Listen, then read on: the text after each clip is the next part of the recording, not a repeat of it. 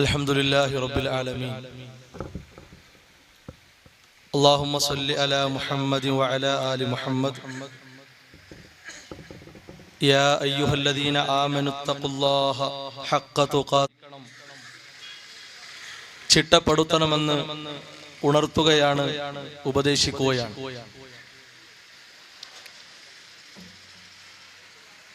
ഈ പരിപാടി ഇവിടെ സംഘടിപ്പിക്കപ്പെട്ടതിൻ്റെ പ്രാധാന്യവും ലക്ഷ്യവുമൊക്കെ വിശദീകരിക്കപ്പെട്ട് കഴിഞ്ഞു. വിശുദ്ധ ഇസ്ലാമിൻ്റെ ആശയങ്ങളെയും ആദർശങ്ങളെയും വള്ളിപുള്ളി വ്യത്യാസമില്ലാതെ പ്രാമാണികമായി സമൂഹത്തെ പഠിപ്പിക്കുക, കേൾപ്പിക്കുക എന്നതാണ് ഇത്തരം സംഗമങ്ങൾ കൊണ്ട്, വിശദീകരണങ്ങൾ കൊണ്ട് പ്രധാനമായും ലക്ഷ്യമാക്കുന്നത്.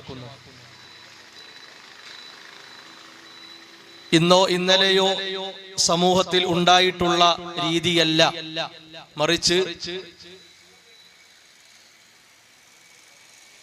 മനുഷ്യ ജീവിതത്തിന്റെ ആരംഭം മുതൽ സമൂഹം കേൾക്കുകയും ശ്രദ്ധിക്കുകയും ചെയ്തിട്ടുള്ള കാര്യമാണ്. സന്ദർഭങ്ങൾക്കനുസരിച്ച്, സാഹചര്യങ്ങൾക്കനുസരിച്ച് പ്രബോധന പ്രവർത്തനങ്ങൾക്ക് നേതൃത്വം കൊടുക്കുന്നവർ, ചുക്കാൻ പിടിക്കുന്നവർ സമൂഹത്തിൽ നടത്തിക്കൊണ്ടിരിക്കുന്നത്. ഇത്തരം സംസാരങ്ങളും ചർച്ചകളുമൊക്കെ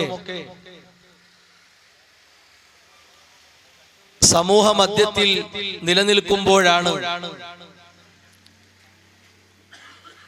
വിശുദ്ധ ഇസ്ലാം മുന്നോട്ട് വെച്ചിട്ടുള്ള കാര്യങ്ങളെ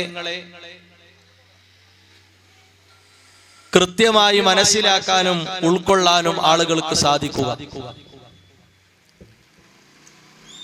ഏതാണ് ശരി, ഏതാണ് തെറ്റ്, എവിടെയാണ് പ്രശ്നമുള്ളത് എന്ന് സമൂഹത്തിന് മനസ്സിലാക്കാനും വായിക്കാനും കഴിയണമെങ്കിൽ പ്രമാണങ്ങളും ആശയങ്ങളും തമ്മിലുള്ള മാറ്റുരക്കൽ, അവയെ മുൻനിർത്തിയുള്ള ചർച്ചകൾ, സംവാദങ്ങൾ, ഇതൊക്കെ സമൂഹത്തിന്റെ ഭാഗമാകേണ്ടതുണ്ട്. നാം വസിക്കുന്ന പ്രദേശത്ത് ആരോഗ്യപരമായോ സാമൂഹികമായോ വല്ല പ്രശ്നങ്ങളും അപ്രതീക്ഷിതമായി ഉണ്ടായാൽ നമ്മൾ ആരും കൈകെട്ടി മുഖം തിരിഞ്ഞ് മാറുകയല്ല, അകലുകയല്ല ചെയ്യാറുള്ളത്. ആ പ്രശ്നങ്ങളുടെ കാരണങ്ങൾ ഇതാണ്, പരിഹാര മാർഗങ്ങൾ ഇതൊക്കെയാണ് എന്ന നിലക്കുള്ള ആരോഗ്യപരമായ ചർച്ചകളും അതിനു വേണ്ടിയുള്ള കൂടലുകളും സംസാരങ്ങളുമൊക്കെ മുറിയാതെ തുടരെ തുടരെ നടത്തപ്പെടുന്ന സന്ദർഭങ്ങൾക്ക് നാം ഒക്കെ സാക്ഷികളാകാറുണ്ട്. നമ്മുടെ ജീവിതത്തിൽ അതുമായി ബന്ധപ്പെട്ട അനുഭവങ്ങൾ ഉണ്ടായിട്ടുണ്ട്. വിശുദ്ധ ഇസ്ലാമിന്റെ ഏറ്റവും പ്രധാന ലക്ഷ്യം എന്നുള്ളത്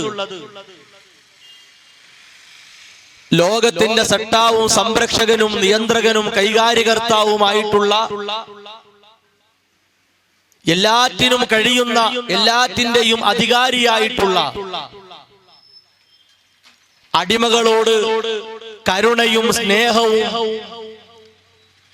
ധാരാളം കാണിക്കുന്ന, അവർക്ക് വേണ്ട വിധം ചൊരിഞ്ഞു കൊടുക്കുന്ന റബ്ബുൽ ആലമീൻ സർവ്വലോകത്തിന്റെയും രക്ഷിതാവിനെ കൃത്യമായി പരിചയപ്പെടുത്തി കൊടുക്കുക, പഠിപ്പിക്കുക എന്നതാണ്. അതിലേക്ക് യാതൊന്നും കൂട്ടിച്ചേർക്കാനില്ല. അള്ളാഹുവിനെ കുറിച്ച് എന്താണോ വിശുദ്ധ ഇസ്ലാം പറഞ്ഞിട്ടുള്ളത് അത് മാത്രം പഠിപ്പിക്കുക. ആ അള്ളാഹുവിൽ നിന്ന് നിയമങ്ങളായി, അധ്യാപനങ്ങളായി, വിധികളായി വന്നിട്ടുള്ള കാര്യങ്ങളെ കുറച്ചുകളയാതെ, മാറ്റിത്തിരുത്താതെ സമൂഹത്തെ കേൾപ്പിക്കുക, സമയബന്ധിതമായി പഠിപ്പിക്കുക എന്നതാണ്. ഇത് വളരെ അനിവാര്യമാണ്. എന്തുകൊണ്ടെന്നാൽ ഇവിടെയുള്ള ജീവിതം ശാശ്വതമല്ല. ഏതു നിമിഷവും അവസാനിക്കാവുന്ന, മുറിഞ്ഞു പോകാവുന്ന ജീവിതമാണ് ഭൗതിക ജീവിതം, ഇഹലോക ജീവിതം എന്നുള്ളത്.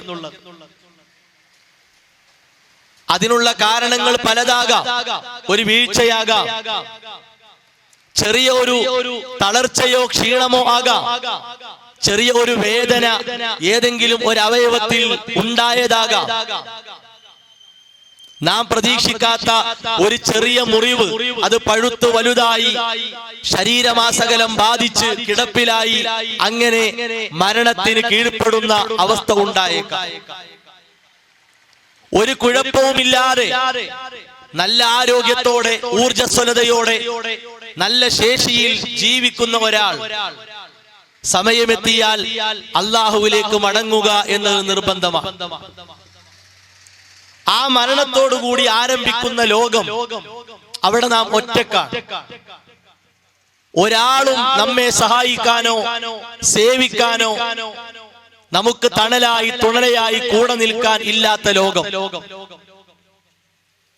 നാം കണ്ട ഉസ്താദുമാരോ, നമുക്ക് പരിചയമുള്ള മൗലവിമാരോ, രാഷ്ട്രീയ രംഗത്തുള്ളവരോ, വലിയ വലിയ ഉദ്യോഗസ്ഥന്മാരോ, സാമ്പത്തിക ശേഷിയുള്ളവരോ ആരും തന്നെയില്ല. കൂട്ടുകുടുംബങ്ങളില്ല, സഹപാഠികളില്ല, സഹചാരികളില്ല. നാം ഒറ്റക്കാണ്. നമുക്ക് അല്ലാഹു കണക്കാക്കിയ ആയുസ്സിനുള്ളിൽ എന്താണോ നാം ചെയ്തത് അതിന് കൃത്യമായി അനുഭവിക്കാൻ പോകുന്ന ലോകമാണ്. പാപങ്ങളിൽ മുങ്ങിയവനാണെങ്കിൽ അല്ലാഹു ഒരുക്കി വെച്ച ശിക്ഷകളെ സ്വീകരിക്കാൻ വേണ്ടി നാം യാത്രയാകുന്ന ലോകമാണ്.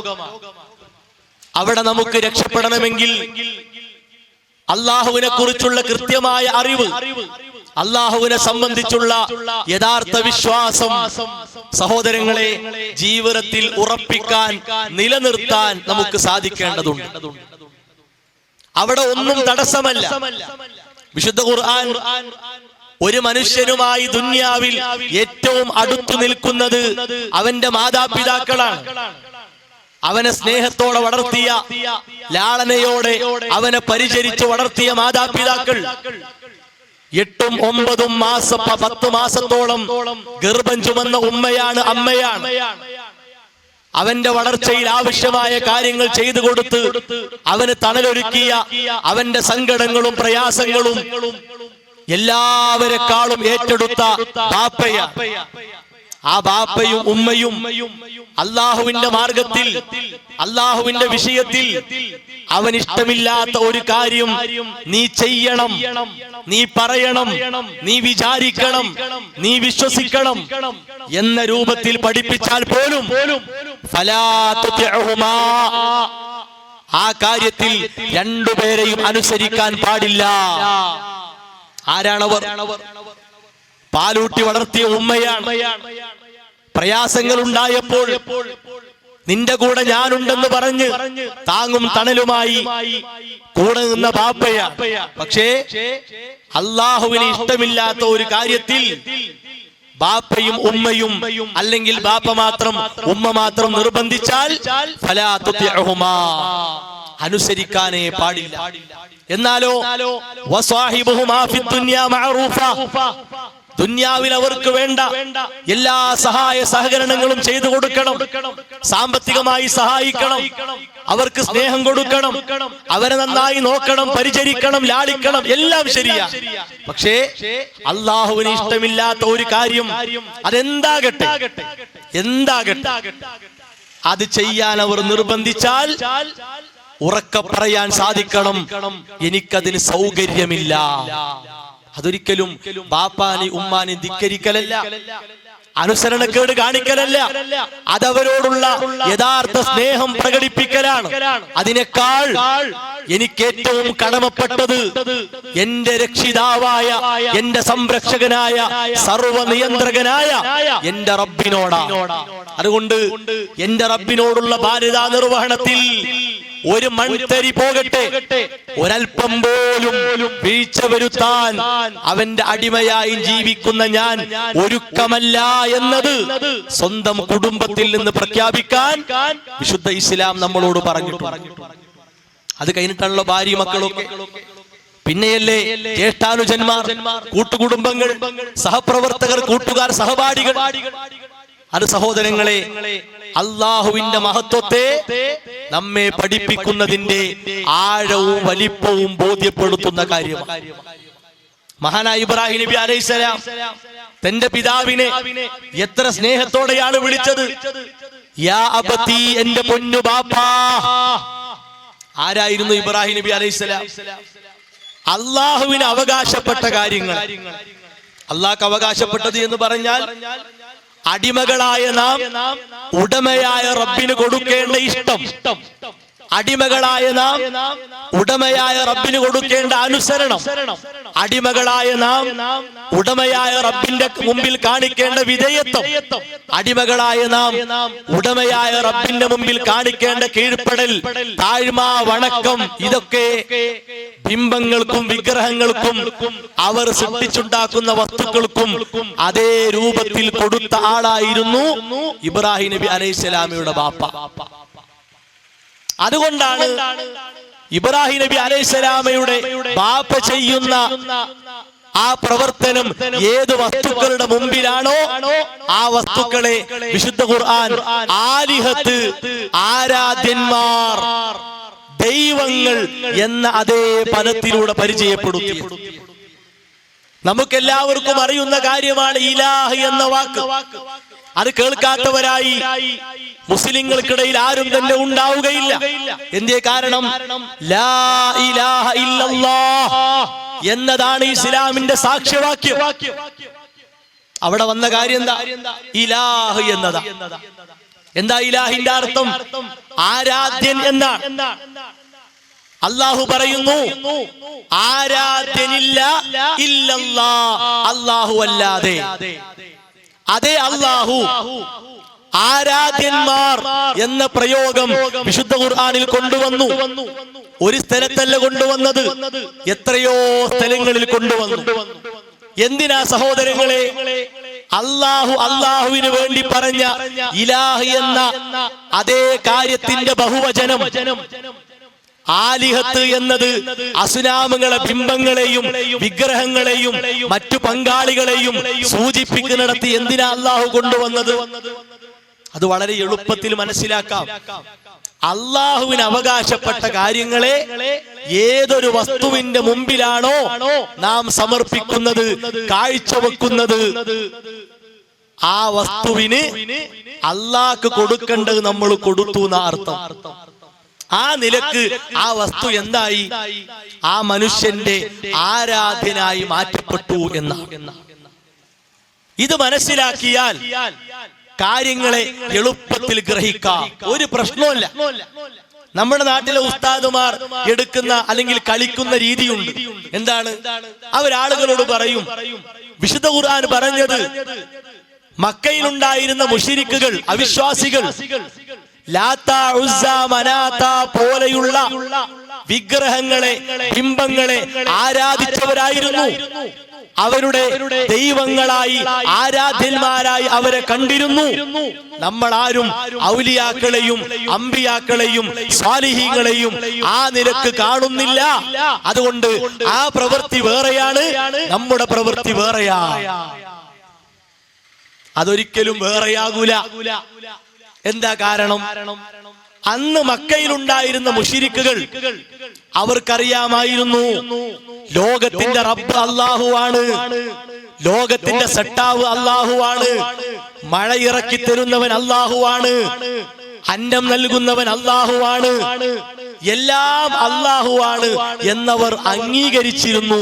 അവർക്കതിൽ വിശ്വാസമുണ്ടായിരുന്നു. ഒരു സംശയവും ആ കാര്യത്തിലില്ല. പക്ഷെ എന്താ പ്രശ്നം?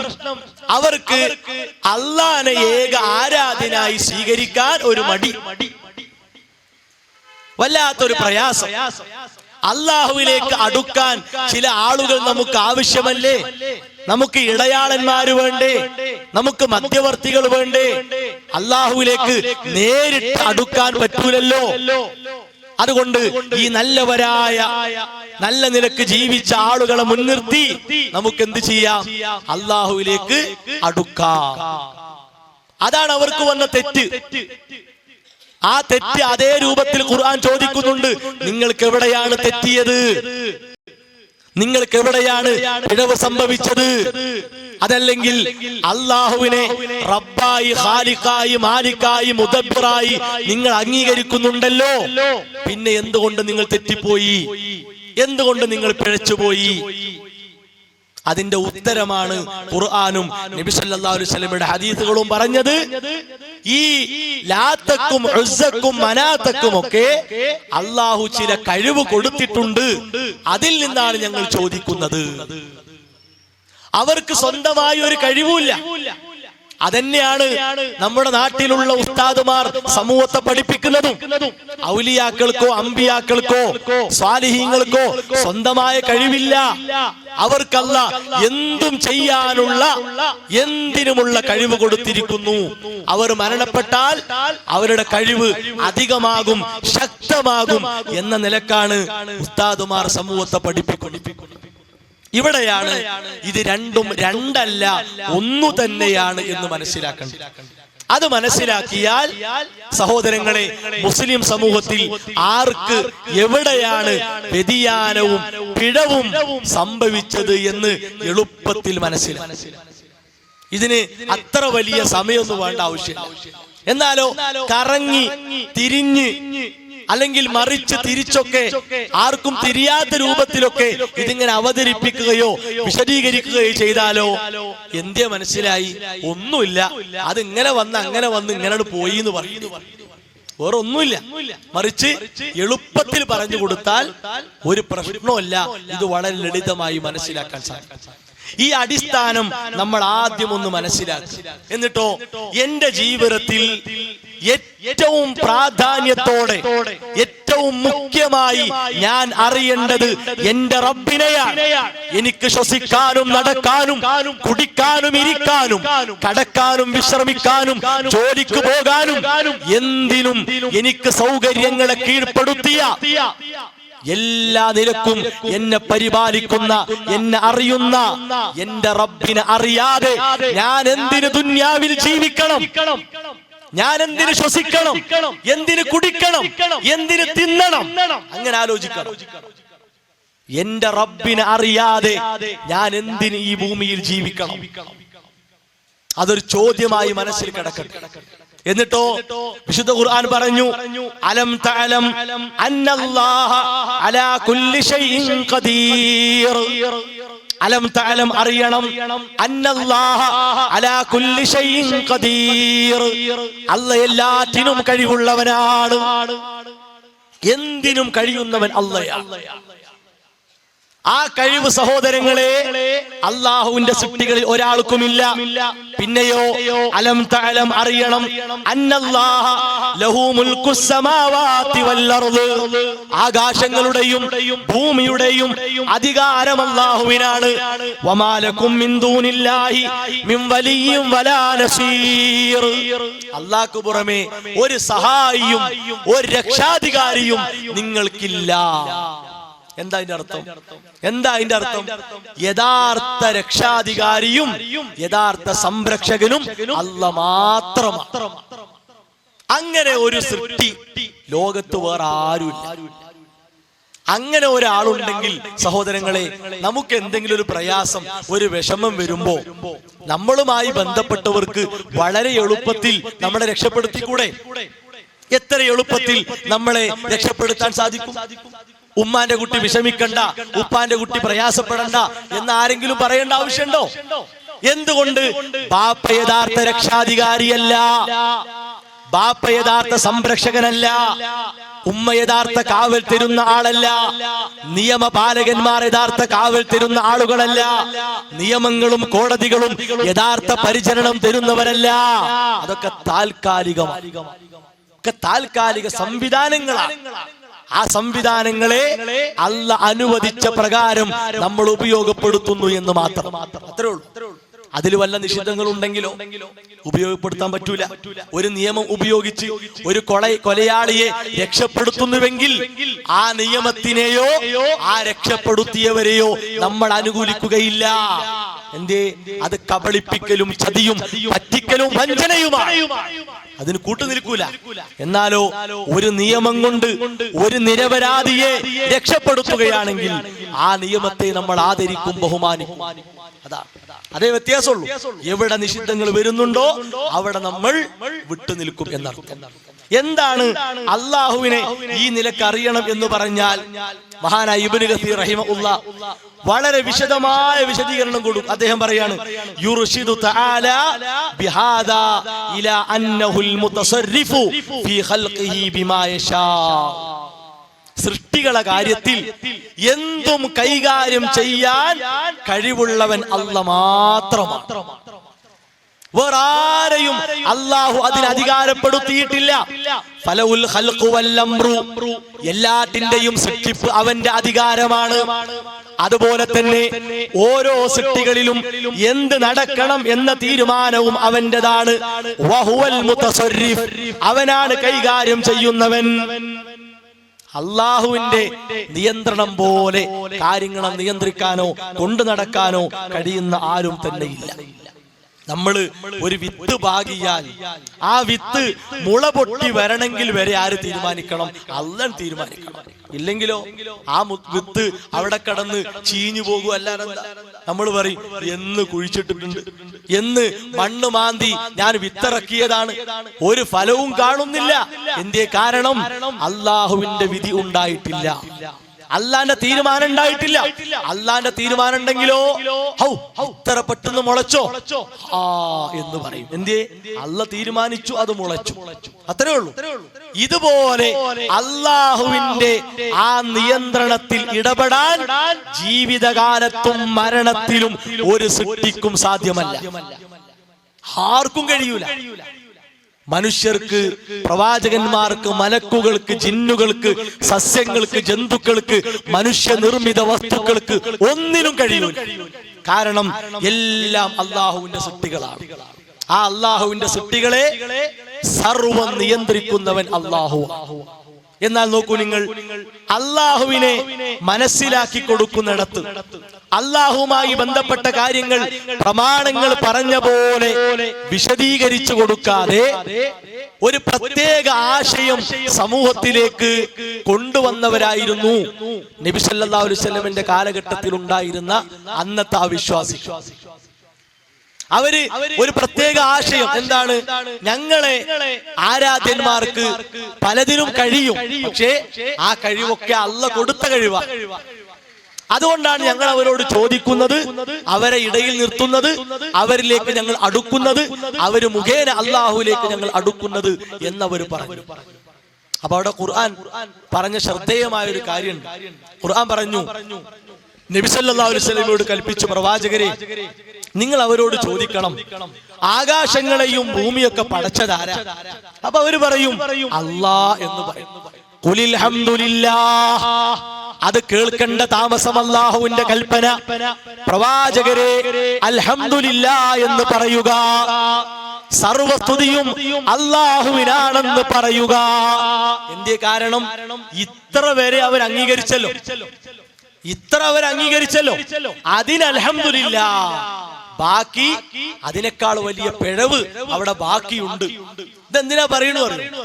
ഈ കാര്യം പറയുമ്പോ നമ്മുടെ നാട്ടിലെ ഉസ്താദുമാര് അടുത്ത ഒരു സംശയം സമൂഹത്തിനോട് പറയാറുണ്ട്. അതെന്താ? മക്കത്തുണ്ടായിരുന്ന മുശ്രിക്കുകൾ, അവർക്ക് യഥാർത്ഥ അല്ലാഹുവിലല്ല വിശ്വാസം ഉണ്ടായിരുന്നത്. അവരുണ്ടാക്കിയ ബിംബങ്ങളിലും വിഗ്രഹങ്ങളും അതിനെ ഒരു സൃഷ്ടാവായി, ഒരു ആരാധ്യനായി അവർ കണ്ടിരുന്നു. അതുകൊണ്ട് അവരെ വിശ്വാസം യഥാർത്ഥ അല്ലാഹുവിലല്ല, സാങ്കല്പിക അല്ലാഹുവിലാണ്. അവര് സങ്കല്പിച്ചുണ്ടാക്കിയ ഒരു അല്ലാഹുവിലാണ്. എന്നിട്ടോ ഒറ്റ ചാടലാണ്, ലക്കും ദീനുക്കും വലിയ ദീൻ. നിങ്ങൾക്ക് നിങ്ങളെ മതം, എനിക്ക് എന്റെ മതം. ഈ കാര്യമായിട്ട് ഒരു ബന്ധമില്ലാത്ത സംഗതിയാണ്. ഈ കാര്യമായിട്ട് എന്തില്ല, ഒരു ബന്ധമല്ല. ആ ആയത്ത് ഓതിയിട്ട് ആളുകളെ കബളിപ്പിക്കും. അങ്ങനെയെങ്കിൽ അവരുടെ അല്ലാഹു സങ്കല്പത്തിലുള്ള അള്ളയാണെങ്കിൽ എന്തിനാണ് അൽഹംദുലില്ലാഹ് എന്ന് പറയാനുള്ള കൽപ്പന ഖുർആനിൽ ഉണ്ടായത്? ആലോചിക്കണ്ടേ? സങ്കല്പത്തിലുള്ള ഒരു കാര്യത്തിന് അള്ളാഹനെ സ്തുതിക്കാൻ വേണ്ടി പറഞ്ഞ എന്താ അർത്ഥം? പ്രവാചകരെ, അവര് എനിക്ക് ബദൽ ഒരു അള്ളാഹനെ ഉണ്ടാക്കിയ ആളുകളാണ്. അതുകൊണ്ട് നിങ്ങൾ അൽഹംദുലില്ലാഹ് എന്ന് പറഞ്ഞ് സന്തോഷിച്ചോളി എന്നല്ല അതിന്റെ അർത്ഥം. രണ്ട്, നബി സല്ലല്ലാഹു അലൈഹി വസല്ലമ ഏൽപ്പിക്കപ്പെട്ട ദൗത്യ നിർവഹണം വെറുതെ ആകൂലേ? സങ്കല്പത്തിലുള്ള അള്ളാഹനെ വിജയിപ്പിക്കാനാണോ അത്? അല്ലല്ലോ. യഥാർത്ഥ അള്ളാഹുവിലേക്ക് ജനങ്ങളെ ക്ഷണിക്കാനല്ലേ? അപ്പൊ സഹോദരങ്ങളെ, ആളുകളെ മുമ്പിൽ വന്നിട്ട് എന്തെങ്കിലും വിളിച്ചു പറഞ്ഞ് കബളിപ്പിക്കുക എന്നതെന്തല്ല, ശരിയല്ല. ശരി എന്താണോ അത് പറഞ്ഞു കൊടുക്കലല്ലേ ദീൻ പഠിച്ചവരെ ഉത്തരവാദിത്വം. അതാണല്ലോ നമ്മൾ ചെയ്യേണ്ടത്. ഇനി ഈ പറഞ്ഞ പ്രകാരം ഇല്ലെങ്കിൽ ഉസ്താദുമാര് പറഞ്ഞോട്ടെ, അവര് പറഞ്ഞ കാര്യം കളവാന്ന് പറഞ്ഞോട്ടെ, സ്ഥാപിച്ചോട്ടെ. നമുക്കതിന്റെ കൃത്യമായ രേഖ കൊടുത്ത് വിശദീകരിക്കാൻ സാധിക്കും. ഇനി നോക്കൂ നിങ്ങൾ, ഇവിടെ കേരളത്തിൽ എന്തിനാണ് ഇത്രയധികം ചാറങ്ങളും മക്ബറകളും അതുപോലെ തന്നെ സിദ്ധന്മാരും തങ്ങന്മാരും ബീവികളും അതുപോലെ ചെരടും ഏലസും ഐക്കല്ലും ഇങ്ങനെയുള്ള കുറെ ശിർക്കൽ വഴികൾ? ഇത് എന്ത് കാരണം കൊണ്ടാണ് ഇവിടെ ഉണ്ടായത്? എന്ത് മാനദണ്ഡം അടിസ്ഥാനമാക്കിയാ ഇതൊക്കെ ഉണ്ടായത്? എന്താണ്? ഇവർക്കൊക്കെ അല്ലാഹു ചില കഴിവ് കൊടുത്തിട്ടുണ്ട്. ഈ വലിയന്, ഈ ശൈഖിന്, ഈ ബീവിക്ക്, ഈ തങ്ങൾക്ക്, ഈ ചരടിന്, ഈ നൂലിന് അല്ലാഹു കഴിവ് കൊടുത്തിട്ടുണ്ട്. ആ കഴിവിൽ നിന്നാണ് ഞങ്ങൾ ചോദിക്കുന്നത്, ഞങ്ങൾ തേടുന്നത്. അവര് എന്തും എപ്പോഴും എങ്ങനെയും ചെയ്യും. പല അത്ഭുതങ്ങളും അവർ കാണിക്കും. ആ നിലക്ക് ഇസ്ലാം പഠിപ്പിക്കാത്ത ഒരാശയം അവർ പുറത്തുവിട്ടു. ഇത് പുതിയൊരു പുസ്തകമാണ്. എന്താണ്? ഷെയ്ഖുൽ മശായിഖ് CM വലിയുള്ള കറാമത്തുകളും അനുഭവങ്ങളും എന്ന സമസ്ത വിഭാഗത്തിലെ ഒരു പ്രഗത്ഭനായ ഉസ്താദ് കഴക്കൂട്ടം AV ശംസുദ്ദീൻ മുസ്ലിയാർ അദ്ദേഹം എഴുതിയ പുസ്തകമാണ്. ഈ പുസ്തകത്തിന് പേര് നിർദ്ദേശിച്ചു കൊടുത്തതാരാ? അത് സാക്ഷാൽ കാന്തപുരം AP അബൂബക്കർ മുസ്ലിയാരാ. ഇതാ ഇതിന്റെ ബാക്കിലുണ്ട്. ഉസ്താദ് പേര് നിർദ്ദേശിച്ചു കൊടുക്കുന്ന ഫോട്ടോ സഹിതം. ഇതിന്റെ 38ാമത്തെ പേജിൽ ഞാൻ വായിക്കാം. ഇവര് കാലങ്ങളായി, ഒരു നൂറ്റാണ്ടായി, സമസ്ത ഒരു നൂറ്റാണ്ടാകാൻ പോകുകയാണ്. 2026 ആയാൽ ഒരു നൂറ്റാണ്ടാകാൻ പോകുകയാണ് സമസ്ത. അതിന്റെ മുമ്പ് കേരള ജംഇയ്യത്തുൽ ഉലമ അഹ്ലുസുന്നത്തി വൽ ജമാഅ എന്ന പണ്ഡിയ സഭ ഇവിടെ ഉണ്ട്. ആ പണ്ഡിയ സഭയിൽ നിന്ന് ശിർക്കും അന്ധവിശ്വാസങ്ങളും സ്ഥാപിക്കാനും വളർത്താനും വേണ്ടി അന്ന് ഇറങ്ങിപ്പോയതാ സമസ്ത എന്ന് പറഞ്ഞു. കേരള ജംഇയ്യത്തുലും ഒരു നൂറ്റാണ്ട് കഴിഞ്ഞു, 2024 ഒരു നൂറ്റാണ്ട് കഴിഞ്ഞു. എന്താ എഴുതിയത്? അപ്പോൾ നബിമാരിൽ നിന്ന് അസാധാരണ സംഭവങ്ങൾ, അതായത് അത്ഭുതങ്ങൾ വെളിവാകുന്നത് പോലെ ഔലിയാക്കളിൽ നിന്നും വെളിവാകും. പ്രവാചകന്മാരിൽ നിന്ന് അല്ലാഹു അവരിലൂടെ നടപ്പിലാക്കുന്ന മുഅ്ജിസത്ത്, അമാനുഷികമായ കാര്യങ്ങൾ, അതൊരിക്കലും ഒരു നബിക്കും ഇഷ്ടപ്രകാരം ചെയ്യാൻ കഴിയൂല. ഒരു പ്രവാചകനും മുഅ്ജിസത്ത് ഇഷ്ടപ്രകാരം പ്രകടിപ്പിക്കാൻ കഴിയൂല. അള്ളാഹുവിന്റെ തീരുമാനം നിശ്ചയം ഉണ്ടാകണം. അല്ലാഹ് അവരിലൂടെ നടപ്പിലാക്കും. എന്നാ ഉസ്താദുമാരെന്താ പറയാ? അമ്പിയാക്കൾക്ക് മുഅ്ജിസത്ത് അള്ളാഹു കൊടുത്തിരിക്കുകയാണ്. അത് ജീവിതകാലത്തും മരണശേഷവും അവർക്ക് എങ്ങനെയും ചെയ്യാൻ സാധിക്കും. ഇനി ഔലിയാക്കൾക്കോ അല്ല കറാമത്തും അതേപോലെ കൊടുത്തു എന്ന അങ്ങനെയല്ല. അള്ളാഹുവിന്റെ ഇഷ്ടദാസന്മാരിലൂടെ ആവശ്യാനുസരണം അല്ല നടപ്പിലാക്കുന്ന കാര്യങ്ങളാണ് കറാമത്ത്. എന്നിട്ട് പറയാണ്, മതപരമായ ഒരു തടസ്സവും അതിനില്ല. ഔലിയാക്കളിൽ നിന്ന് ഇന്ന അസാധാരണ സംഭവം മാത്രമേ ഉണ്ടാകാവൂ, ഇന്നത് ഉണ്ടായിക്കൂടാ എന്ന് പരിനിശ്ചയിക്കാൻ നമുക്ക് കഴിയുകയില്ല. ഏതു നിലയിൽ കൂടിയുള്ള അസാധാരണ സംഭവങ്ങളും അവർ കാരണമായി ഉണ്ടാകും. എന്തുണ്ടാകും? ഇന്ന സമയത്തെ ഉണ്ടാകും എന്ന് പറയാൻ പറ്റൂല. മരിച്ചാലും ഉണ്ടാകും, ജീവിച്ചാലും ഉണ്ടാകും, എന്തും ഉണ്ടാകും. അപ്പൊ അങ്ങനെ വരുമ്പോ അല്ലാഹ് എന്ന വിഷയത്തിൽ അള്ളാഹുവിനോട് നമുക്ക് എന്തും ചോദിക്കാനും പറയാനുണ്ടോ അതൊക്കെ എന്ത് ചെയ്യാ? ഔലിയാക്കളോടും അമ്പിയാക്കളോടും ചോദിക്കാ എന്നിടത്തേക്ക് ഉസ്താദുമാർ സമൂഹത്തെ കൊണ്ടുപോയി. ഈ ആശയം സ്ഥാപിച്ച് അതിലേക്ക് ജനങ്ങളെ ക്ഷണിച്ചപ്പോഴാണ് എന്തായത്? പ്രാർത്ഥന അല്ലാഹു അല്ലാത്തവർക്ക് പോയത്, സഹായതേട്ടം അല്ലാഹു അല്ലാത്തവർക്ക് പോയത്, ഇടതേട്ടം അല്ലാഹു അല്ലാത്തവർക്ക് പോയത്, തവക്കുലും നേർച്ചയും സത്യം ചെയ്യലുമൊക്കെ അല്ലാഹു അല്ലാത്തവരിലേക്ക് പോയത്. എത്രത്തോളം ലോകത്തെ നിയന്ത്രിക്കാൻ ഔലിയാക്കൾക്ക് കഴിയും. ലോകത്തെ നിയന്ത്രിക്കാൻ, ലോകത്ത് എന്ത് നടക്കണമെങ്കിലും ഔലിയാക്കൾ വിചാരിച്ചാലേ നടക്കൂ എന്നിടത്തെ കാര്യത്തിൽ നമ്മുടെ നാട്ടിലെ ഉസ്താദുമാരെത്തി. അത്രത്തോളം ശിർക്കിന്റെ വിഷയത്തിൽ അവർ മുന്നേറി എന്നർത്ഥം. അതാണ് സഹോദരങ്ങളെ അതിന്റെ അപകടം തുറന്നു കാണിക്കുക എന്നതാണ് ഇത്തരത്തിലുള്ള വിശദീകരണങ്ങളും സംസാരങ്ങളും കൊണ്ടൊക്കെ ലക്ഷ്യാക്കുന്നത്. ഇനി ഇൻഷാ അല്ലാഹ് ഓരോന്ന് ചുരുക്കത്തിൽ ഇങ്ങനെ പറഞ്ഞുതരാം. എല്ലാം തെളിവോടെ, വെറുതെ പറഞ്ഞു പോണില്ല. കൃത്യമായ രേഖകൾ വായിച്ച് കാണിച്ച് ബോധ്യപ്പെടുത്തിയാണ് ഇൻഷാ അല്ലാഹ് പോകുക. വെറുതെ എന്തെങ്കിലും പറയാൻ പറ്റൂലല്ലോ. ദീനാണ്, ദീനിന്റെ കാര്യമാണ്. അപ്പൊ തോന്നിയത് വിളിച്ചു പറയാൻ പറ്റൂല, കളവ് പറയാൻ പറ്റൂല, ഇല്ലാത്ത ആയത്ത് ഓതാൻ പറ്റൂല, ആയത്ത് ഓതിയിട്ട് ഇല്ലാത്ത അർത്ഥം പറയാൻ പറ്റൂല. എന്താണോ ഉള്ളത് അതേ പറയാൻ പറ്റൂ. നോക്കുക, ഇസ്ലാം മുഖ്യമായി പഠിപ്പിച്ച കാര്യം എന്താ? ഇബാദത്ത്, ആരാധന ആണല്ലോ. ആരാധനയാണ് ഇസ്ലാമിന്റെ ആകത്തുക. അള്ളാഹുവിന്റെ ദീനിന്റെ ഉള്ളിലുള്ള എല്ലാം ആരാധനയാണ്. ചെറുപ്പ വലിപ്പ വ്യത്യാസങ്ങളുണ്ട്, സമയബന്ധിതമായി ചെയ്യേണ്ടതുണ്ട്, എപ്പോഴും ചെയ്യാവുന്നതുണ്ട്. ആ നിലക്ക് ഓരോന്ന് എടുത്ത് പരിശോധിച്ചാൽ എല്ലാം ആരാധനയാണ്. എന്താ അതിന്റെ അർത്ഥം? അതെല്ലാം അള്ളാഹുവിന്റെ കൽപ്പനയായി കിട്ടിയതാണ്. വെറുതെ അങ്ങനെ പൊട്ടിമുളച്ചുണ്ടായതല്ല. ആരെങ്കിലും എന്തെങ്കിലും പറഞ്ഞപ്പോഴേക്ക് അവിടെ ഇവിടെ ഇങ്ങനെ മുളച്ചു പൊന്തി വന്നതല്ല. 7 ആകാശങ്ങൾക്കപ്പുറത്ത് നിന്ന് നബി സല്ലല്ലാഹു അലൈഹി വസല്ലമക്ക് അല്ലാഹു ജിബ്രീൽ അലൈഹിസ്സലാം മുഖേന ഇറക്കി കൊടുത്ത് അവിടുന്ന് പഠിപ്പിച്ചതാണ് മുഴുവൻ കാര്യം, അല്ലാത്ത ഒന്നുമില്ല. അതുകൊണ്ട് ആ കാര്യങ്ങൾക്ക് മൊത്തത്തിൽ ഇബാദത്ത്, ആരാധന എന്നാണ് പറയുക. ആ ആരാധന ആർക്ക് മാത്രമേ പാടുള്ളൂ? അതാരാണോ കൽപ്പിച്ചത് അവന് മാത്രം. എല്ലാവർക്കും കൊടുക്കാനുള്ളതാണെങ്കിൽ എന്ത് സുഖമായിരുന്നു. അങ്ങനെയാണെങ്കിൽ ഒരു വഴിയിലൂടെ, ഒരു മാർഗത്തിലൂടെ, ഒരാളിലൂടെ ഇത് പഠിപ്പിക്കപ്പെടേണ്ട ആവശ്യമില്ലല്ലോ. എന്തിനാണ് വഹയ് അഥവാ ദിവ്യ സന്ദേശം എത്തിക്കാൻ അല്ലാഹ് ഒരു മലക്കിനെ നിയമിച്ചത്? എന്തുകൊണ്ടാ? അല്ലാഹുവിൽ നിന്ന് മാത്രം കൽപ്പന കിട്ടിയാലേ ചെയ്യാവൂ എന്ന കർശനമായ നിർദ്ദേശം വന്നത് എന്തുകൊണ്ടാ? നബി സല്ലല്ലാഹു അലൈഹി വസല്ലമ ചെയ്യുകയോ പറയുകയോ അംഗീകരിക്കുകയോ ചെയ്താലേ എടുക്കാൻ പാടുള്ളൂ എന്ന നിർദ്ദേശം എന്തിനാ ഇസ്ലാം വെച്ചത്? തിരിച്ച് അല്ലാഹ്ക്ക് തന്നെ കൊടുക്കണം എന്നുള്ളത് കൊണ്ടാണ്. എല്ലാവർക്കും വാരി എറിയാനുള്ളതാണെങ്കിൽ ഇത്ര ചിട്ടയിൽ കൃത്യമായി പഠിപ്പിക്കേണ്ട ആവശ്യമില്ലല്ലോ. അപ്പോ ഇത് പഠിപ്പിച്ചതിൽ തന്നെയുണ്ട് എന്ത്? ഇത് അല്ലാഹ്ക്ക് മാത്രമേ പറ്റുള്ളൂ.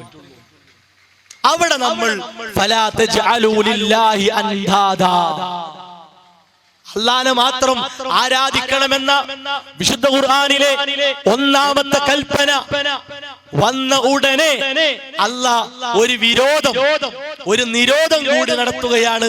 ഫലാ തജ്അലൂ ലില്ലാഹി അൻദാദാ, എനിക്ക് തരുന്ന ആരാധനകളിൽ നിങ്ങൾ ഒരിക്കലും പങ്കാളികളെ ചേർക്കരുത്. പങ്കാളികളെ ചേർക്കാൻ പാടില്ല. പങ്കാളികൾ എന്ന് പറഞ്ഞാൽ എല്ലാം പെട്ടു. ഒരു കല്ലായാലും, ഒരു മരമായാലും, ഒരു കുറ്റിയായാലും, അത് ബീവിയായാലും, തങ്ങളായാലും, ജ്യോത്സ്യനായാലും, പണിക്കനായാലും, കണക്ക് നോട്ടക്കാരനാണെങ്കിലും, ചാറമാണെങ്കിലും, മക്ബറയാണെങ്കിലും, ഒരു കറുത്ത നൂല്, ചരട്, ഐക്കല്ല്, ഏലസ് എല്ലാം, അതൊക്കെ അൻദാദ്. അതാണ് ഖുർആന്റെ അതിസൂക്ഷ്മമായ പ്രയോഗം. അവിടെ വേണമെങ്കിൽ ശുറക്കാ, ഫലാ തജ്അലൂ ലില്ലാഹി ശുറക്കാ, എന്തേ അല്ലാഹ് പ്രയോഗിക്കാതിരുന്നത്? ശുറക്കാ എന്ന് പറഞ്ഞാൽ കുറച്ച് ആൾക്കാർക്ക് എന്തെങ്കിലുമൊക്കെ തട്ടിക്കൂട്ടി ഒപ്പിക്കാനുള്ള വകുപ്പുണ്ടാവും. ആ വകുപ്പ് പോലും അല്ലാഹ് കൊടുത്തില്ല. ഫലാ തജ്അലൂ ലില്ലാഹി അൻദാദാ, എനിക്ക് നിങ്ങൾ സമന്മാരെ, പകരക്കാരെ, തുല്യരെ, പങ്കാളികളെ സ്വീകരിക്കാൻ പാടില്ല. സഹോദരങ്ങളെ, ഈ കൽപ്പന ഇത് ഉൾക്കൊള്ളാൻ വിശ്വാസികളായ നമ്മുടെ മനസ്സ് വിശാലമാകുന്നില്ല എങ്കിൽ നമുക്ക് അല്ലാഹുവിനോട് എങ്ങനെ നന്ദി കാണിക്കാൻ സാധിക്കും? നമുക്ക് ആത്മാർത്ഥമായിട്ട് അല്ലാഹ് എന്ന് വിളിക്കാൻ കഴിയോ? എല്ലാ ജാറത്തിലും മക്ബറയിലും ഇങ്ങനെ തിരിച്ചും മറിച്ചും പോകുന്ന ആളുകൾക്ക് ആത്മാർത്ഥമായിട്ട് അല്ലാഹ് എന്ന് വിളിക്കാൻ സാധിക്കോ? ഇല്ല. എന്തേ? അപ്പോഴേക്ക് മനസ്സിങ്ങനെ പിടക്കും. അവിടെ പോണ്ടേ, ഇവിടെ പോണ്ടേ, അവിടെ പോയിട്ട് കാര്യമില്ല, അപ്പുറത്ത് പോണ്ടേ, ഇപ്പുറത്ത് പോണ്ടേ. കുറെ പൈസ പോയി കിട്ടുന്നല്ലാതെ, പിശാചിന് വിജയമുണ്ടാകുമെന്നല്ലാതെ, നിർഭയത്വം നഷ്ടപ്പെടുമെന്നല്ലാതെ നമുക്ക് സഹോദരങ്ങളെ ശാശ്വതമായ സമാധാനവും നിർഭയത്വവും അതിലൂടെ കിട്ടുകയില്ല. അത് ഉറപ്പാണ്. ഈ കാര്യം പറയുമ്പോ ഉസ്താദുമാര് പറയുന്ന ഒരു കാര്യം എന്താണെന്നറിയോ? അല്ലാഹ്ക്ക് എല്ലാറ്റിനും കഴിയുന്നല്ലേ? അല്ലാഹ് എന്തിനും കഴിയുന്നവനാണ്, എല്ലാറ്റിനും കഴിയുന്നവനാണ് അല്ലാഹ്. ആ അല്ലാഹ്ക്ക് അല്ലാഹുവിന്റെ ഇഷ്ടക്കാരായ അമ്പിയാക്കൾക്കും ഔലിയാക്കൾക്കും നമ്മളെ സഹായിക്കാനുള്ള കഴിവ് കൊടുക്കാൻ കഴിയൂല എന്നെങ്ങനെ വിശ്വസിക്കുക? ഭയങ്കര ഇങ്ങനെ വളഞ്ഞു മൂക്ക് പിടിക്കുക എന്ന് പറയുന്ന പോലെ വളഞ്ഞ് തിരിഞ്ഞ് ഉരുണ്ട് മറിഞ്ഞ് ഉസ്താദുമാരെ എടങ്ങേറായി ചോദിക്കുന്ന ഒരു കാര്യമാണ്. അല്ലാഹ്ക്ക് എന്തിനും കഴിയുമല്ലോ. അപ്പൊ പിന്നെ മരിച്ച അമ്പിയാക്കൾക്കും ഔലിയാക്കൾക്കും സ്വാലിഹീങ്ങൾക്കും അല്ലാഹ് എന്തും കൊടുക്കാൻ കഴിയുന്നു, മരിച്ചവർക്ക് അല്ലാഹ്ക്ക് കൊടുക്കാൻ കഴിയൂലെന്നും അങ്ങനെ വിശ്വസിക്കുമ്പോ ശരിക്കും നിങ്ങളല്ലേ അല്ലാഹനെ നിഷേധിക്കുന്ന ആളുകൾ എന്ന് ചോദിക്കും. അങ്ങനെ ചോദിക്കുന്ന ഉസ്താദുമാർ യഥാർത്ഥത്തിൽ ഇസ്ലാമിന്റെ ബാലപാഠം പഠിച്ചിട്ടില്ലാന്നേ പറയാൻ പറ്റൂ. എന്തേ കാരണം? എന്തേ അങ്ങനെ പറയാൻ കാരണം? സഹോദരങ്ങളെ, അല്ലാഹ് പറയാ എനിക്ക് പങ്കാളികളില്ല. എന്നിട്ട് ആ അല്ലാഹ് തന്നെ എന്നാ ഞാൻ ചില പങ്കാളികളെ സ്വീകരിച്ചിട്ടുണ്ട്, ഞാൻ ചില പങ്കാളികളെ നിശ്ചയിച്ചിട്ടുണ്ട് എന്ന് പറഞ്ഞാൽ ഇത് വൈരുദ്ധ്യല്ലേ? ഇതെങ്ങനെ യോജിക്കുക? അല്ലാഹ് പറയാ ഇന്ന ശിർക ലദുൽമുൻ അദീം, എന്നിൽ പങ്കു ചേർക്കൽ ഏറ്റവും വലിയ അക്രമമാണ് എന്ന് അല്ലാഹ് പറയാ. എന്നിട്ടോ ആ അല്ലാഹ്നെ അല്ലാഹുവിൽ പങ്കു ചേർക്കാനുള്ള സാഹചര്യം ഒരുക്കി വെക്കുക. അങ്ങനെ ഉണ്ടാവൂ? ഖുൽ ഹുവല്ലാഹു അഹദ്, ഞാൻ ഏകനാണ് എന്ന് അല്ലാഹ് പറയാ. വലം യകുൽ ലഹു കുഫുവൻ അഹദ്, എനിക്ക് തുല്യരായി ആരുമില്ല എന്ന് അല്ലാഹ് പറയാ. എന്നിട്ട് അല്ലാഹു അമ്പിയാക്കൾക്കും ഔലിയാക്കൾക്കും ഇങ്ങനെ കഴിവ് കൊടുത്തു എന്ന് മറുഭാഗത്തുണ്ട് എന്നും പഠിപ്പിക്കുക. അപ്പൊ സഹോദരങ്ങളെ, ശിർക്കും തൗഹീദും ഒത്തുപോകൂല. അങ്ങനെ ഒരു കഴിവ് അല്ലാഹ് കൊടുക്കൂല. അത് മനസ്സിലാക്കണം. അതാണ് ബാലപാഠം ഉസ്താദുമാര് പഠിക്കാത്തത് കൊണ്ടാണ് ഇത്തരത്തിലുള്ള കറങ്ങി തിരിഞ്ഞുള്ള സംശയങ്ങളും ചോദ്യങ്ങളും. ഇനി നോക്കൂ നിങ്ങൾ, ആരാധനയുടെ ഏറ്റവും ആദ്യം, ആരാധനയുടെ ഏറ്റവും മർമ്മം എന്താ? പ്രാർത്ഥന എന്നുള്ളത്. ആരാധനയാണോ അതിൽ പ്രാർത്ഥനയുടെ അംശമുണ്ടാകും. അതാ റസൂലുള്ളാഹി സ്വല്ലല്ലാഹു അലൈഹി വസല്ലം പറഞ്ഞത്, അദ്ദുആഉ ഹുവൽ ഇബാദ, പ്രാർത്ഥന അത് ആരാധനയാണ്. എന്താ പറഞ്ഞതിനർത്ഥം? ഏതൊരു ഇബാദത്തിലും പ്രാർത്ഥനയുടെ ഒരു അംശമുണ്ടാകും. ഉദാഹരണം, നമ്മളിപ്പോ ഒരാളെ കണ്ടു, അസ്സലാമു അലൈക്കും എന്ന് അയാളോട് നമ്മൾ പറയുന്നു. ആ സലാം പറയൽ, ഓ ഞാനൊരു സലാം പറയുന്ന ആളാണ് എന്ന് വിചാരിക്കട്ടെ, ഞാനിങ്ങനെ സലാം പറയുന്ന ആളാണ് എന്ന് എന്നെ കാണുന്നവർ വിചാരിക്കട്ടെ എന്ന തോന്നലുണ്ടായാലോ ഔട്ട്, അത് കഴിഞ്ഞു, അല്ലാഹു സ്വീകരിക്കൂല. നേരെ മറിച്ച് നമ്മുടെ മനസ്സിലുള്ളത് എന്താ മനസ്സിലുള്ളത്? എന്റെ റബ്ബ്, ആ റബ്ബിന്റെ അടുക്കൽ കൂലി കിട്ടാനാണ്, എന്റെ റബ്ബിന്റെ കൽപ്പനയാണ്, നബി സല്ലല്ലാഹു അലൈഹി വസല്ലം പഠിപ്പിച്ചതാണ്. അതാണ് സഹോദരങ്ങളെ, സലാം പറയുക എന്ന ഇബാദത്ത് നിർവഹിക്കുമ്പോൾ അവിടെ എന്തുണ്ട്? എന്റെ റബ്ബിന് വേണ്ടിയാണ് എന്ന പ്രാർത്ഥന എന്ന അംശമുണ്ട്. എല്ലാറ്റിലും അതുണ്ട്. അപ്പോ ആ പ്രാർത്ഥന ആർക്ക് മാത്രമേ പറ്റുള്ളൂ? അള്ളാഹ്ക്ക് മാത്രം. അത് വേറെ ആരുടെ മുമ്പിലും പറ്റൂല. ഒരു ശൈഖിനെ വിളിക്കാൻ പറ്റൂല, യാ നബിയേ, യാ റസൂലേ, യാ വലിയേ, യാ സിഎംഎ, പറ്റൂല. ആ നിലക്കൊരു വിളി പറ്റൂല. മനസ്സിലാവുണ്ടോ? പക്ഷെ ഉസ്താദുമാരെന്താ പ്രസംഗിക്കല് അറിയോ? അത് നമ്മളിവിടെ കാണിക്കാൻ സംവിധാനം ഇല്ലാത്തത് കൊണ്ടാ. ഉസ്താദുമാരെന്താ പ്രസംഗിക്കുക? സമസ്ത ഉണ്ടാക്കിയത് തന്നെ മൊഹീദ്ദീൻ ശൈഖിനെ വിളിക്കാനാണ്. ശിക്കുമാറാകട്ടെ. വളരെ ഗൗരവത്തിൽ സമസ്ത ഉണ്ടാക്കിയത് മൊഹീദ്ദീൻ ശൈഖിനെ വിളിക്കാനാണ്. പക്ഷേ ഇസ്ലാമിന്റെ അധ്യാപനം എന്താ? അള്ളാനെ വിളിക്കുക, അള്ളാനെ വിളിക്കുക. അള്ളാ എന്ന് വിളിക്കേണ്ട സമയത്തൊക്കെ അള്ളാനെ തന്നെ വിളിക്കുക. മനസ്സിലാകുന്നുണ്ടോ? നമ്മള് വീഴാ നേരത്ത് ബദരീങ്ങളെ, അമ്പറന്നങ്ങളെ, അങ്ങനെ വീണു, കയ്യും കാലും കൊടിഞ്ഞിട്ട് കുറച്ച് ഇടങ്ങാറായി കിടക്കുമ്പോ അല്ലാ കുടുങ്ങി റബ്ബേ എന്താ ചെയ്യാ? ബദരീങ്ങൾ അവിടെ പോയി, മമ്പർന്നങ്ങൾ അവിടെ പോയി, അല്ലാ ഒന്ന് മാറ്റിത്താ അല്ലാ. കുടുങ്ങിയപ്പോ അല്ല, കുടുങ്ങാൻ പോയപ്പോ ബദരീങ്ങൾ. അതെങ്ങനെ ശരിയാകുക? അത് പറ്റൂല. എപ്പോഴും അല്ലാഹ്. എന്തേ കാരണം?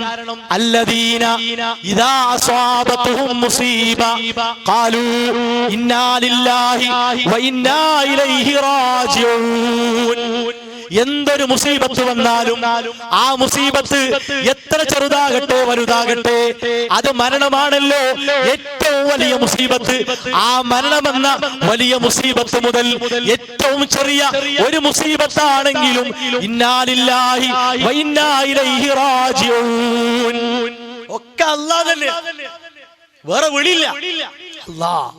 റസൂലുള്ളാഹി സ്വല്ലല്ലാഹു അലൈഹി വസല്ലമ അവിടുന്ന് ഒരു സങ്കടം ബാധിച്ചാൽ, ഒരു പ്രയാസം ബാധിച്ചാൽ, നബി സല്ലല്ലാഹു അലൈഹി വസല്ലമ ജീവിച്ചിരിക്കെ മരണപ്പെട്ട നമ്മുടെ ഉമ്മയാണല്ലോ, മഹദിയാണല്ലോ, ഖദീജ റളിയല്ലാഹു അൻഹ. റസൂലുള്ളാഹി സ്വല്ലല്ലാഹു അലൈഹി വസല്ലമ യാ ഖദീജ എന്ന് വിളിച്ചോ? യാ ഇബ്രാഹിം നബിയെ എന്ന് വിളിച്ചോ? യാ ബദർ ശുഹദാക്കളെ എന്ന് വിളിച്ചോ? ഇല്ല. അവിടുന്ന് മരണം വരെ പറഞ്ഞത് എന്താണെന്നറിയോ? ഒരു സങ്കടം ഉണ്ടായാൽ റസൂലുള്ളാഹി സ്വല്ലല്ലാഹു അലൈഹി വസല്ലം പറയും അൽഹംദുലില്ലാഹി അലാ കുല്ലി ഹാൽ, അൽഹംദുലില്ലാഹി അലാ കുല്ലി ഹാൽ. ഇത് ഹദീസാണ്. ഇല്ലെങ്കിൽ ഇല്ലാന്ന് ഉസ്താദുമാര് പറയട്ടെ. ഇനിയോ അല്ലാ അല്ലാ അല്ലാ അല്ലാ എന്ന് വിളിക്കും.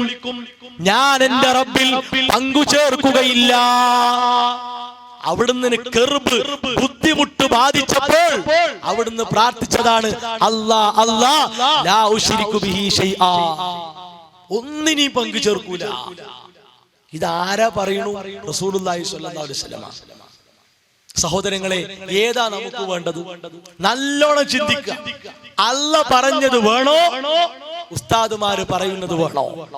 ഇനി നോക്കൂ നിങ്ങൾ, അല്ലാഹു അല്ലാത്തവരെ വിളിച്ച് തേടാൻ ഒരു പ്രമേയം എന്ന് പറഞ്ഞാൽ എന്താ അറിയാലോ? നമ്മൾ പ്രമേയം പാസ്സാക്കൽ എപ്പോഴാ?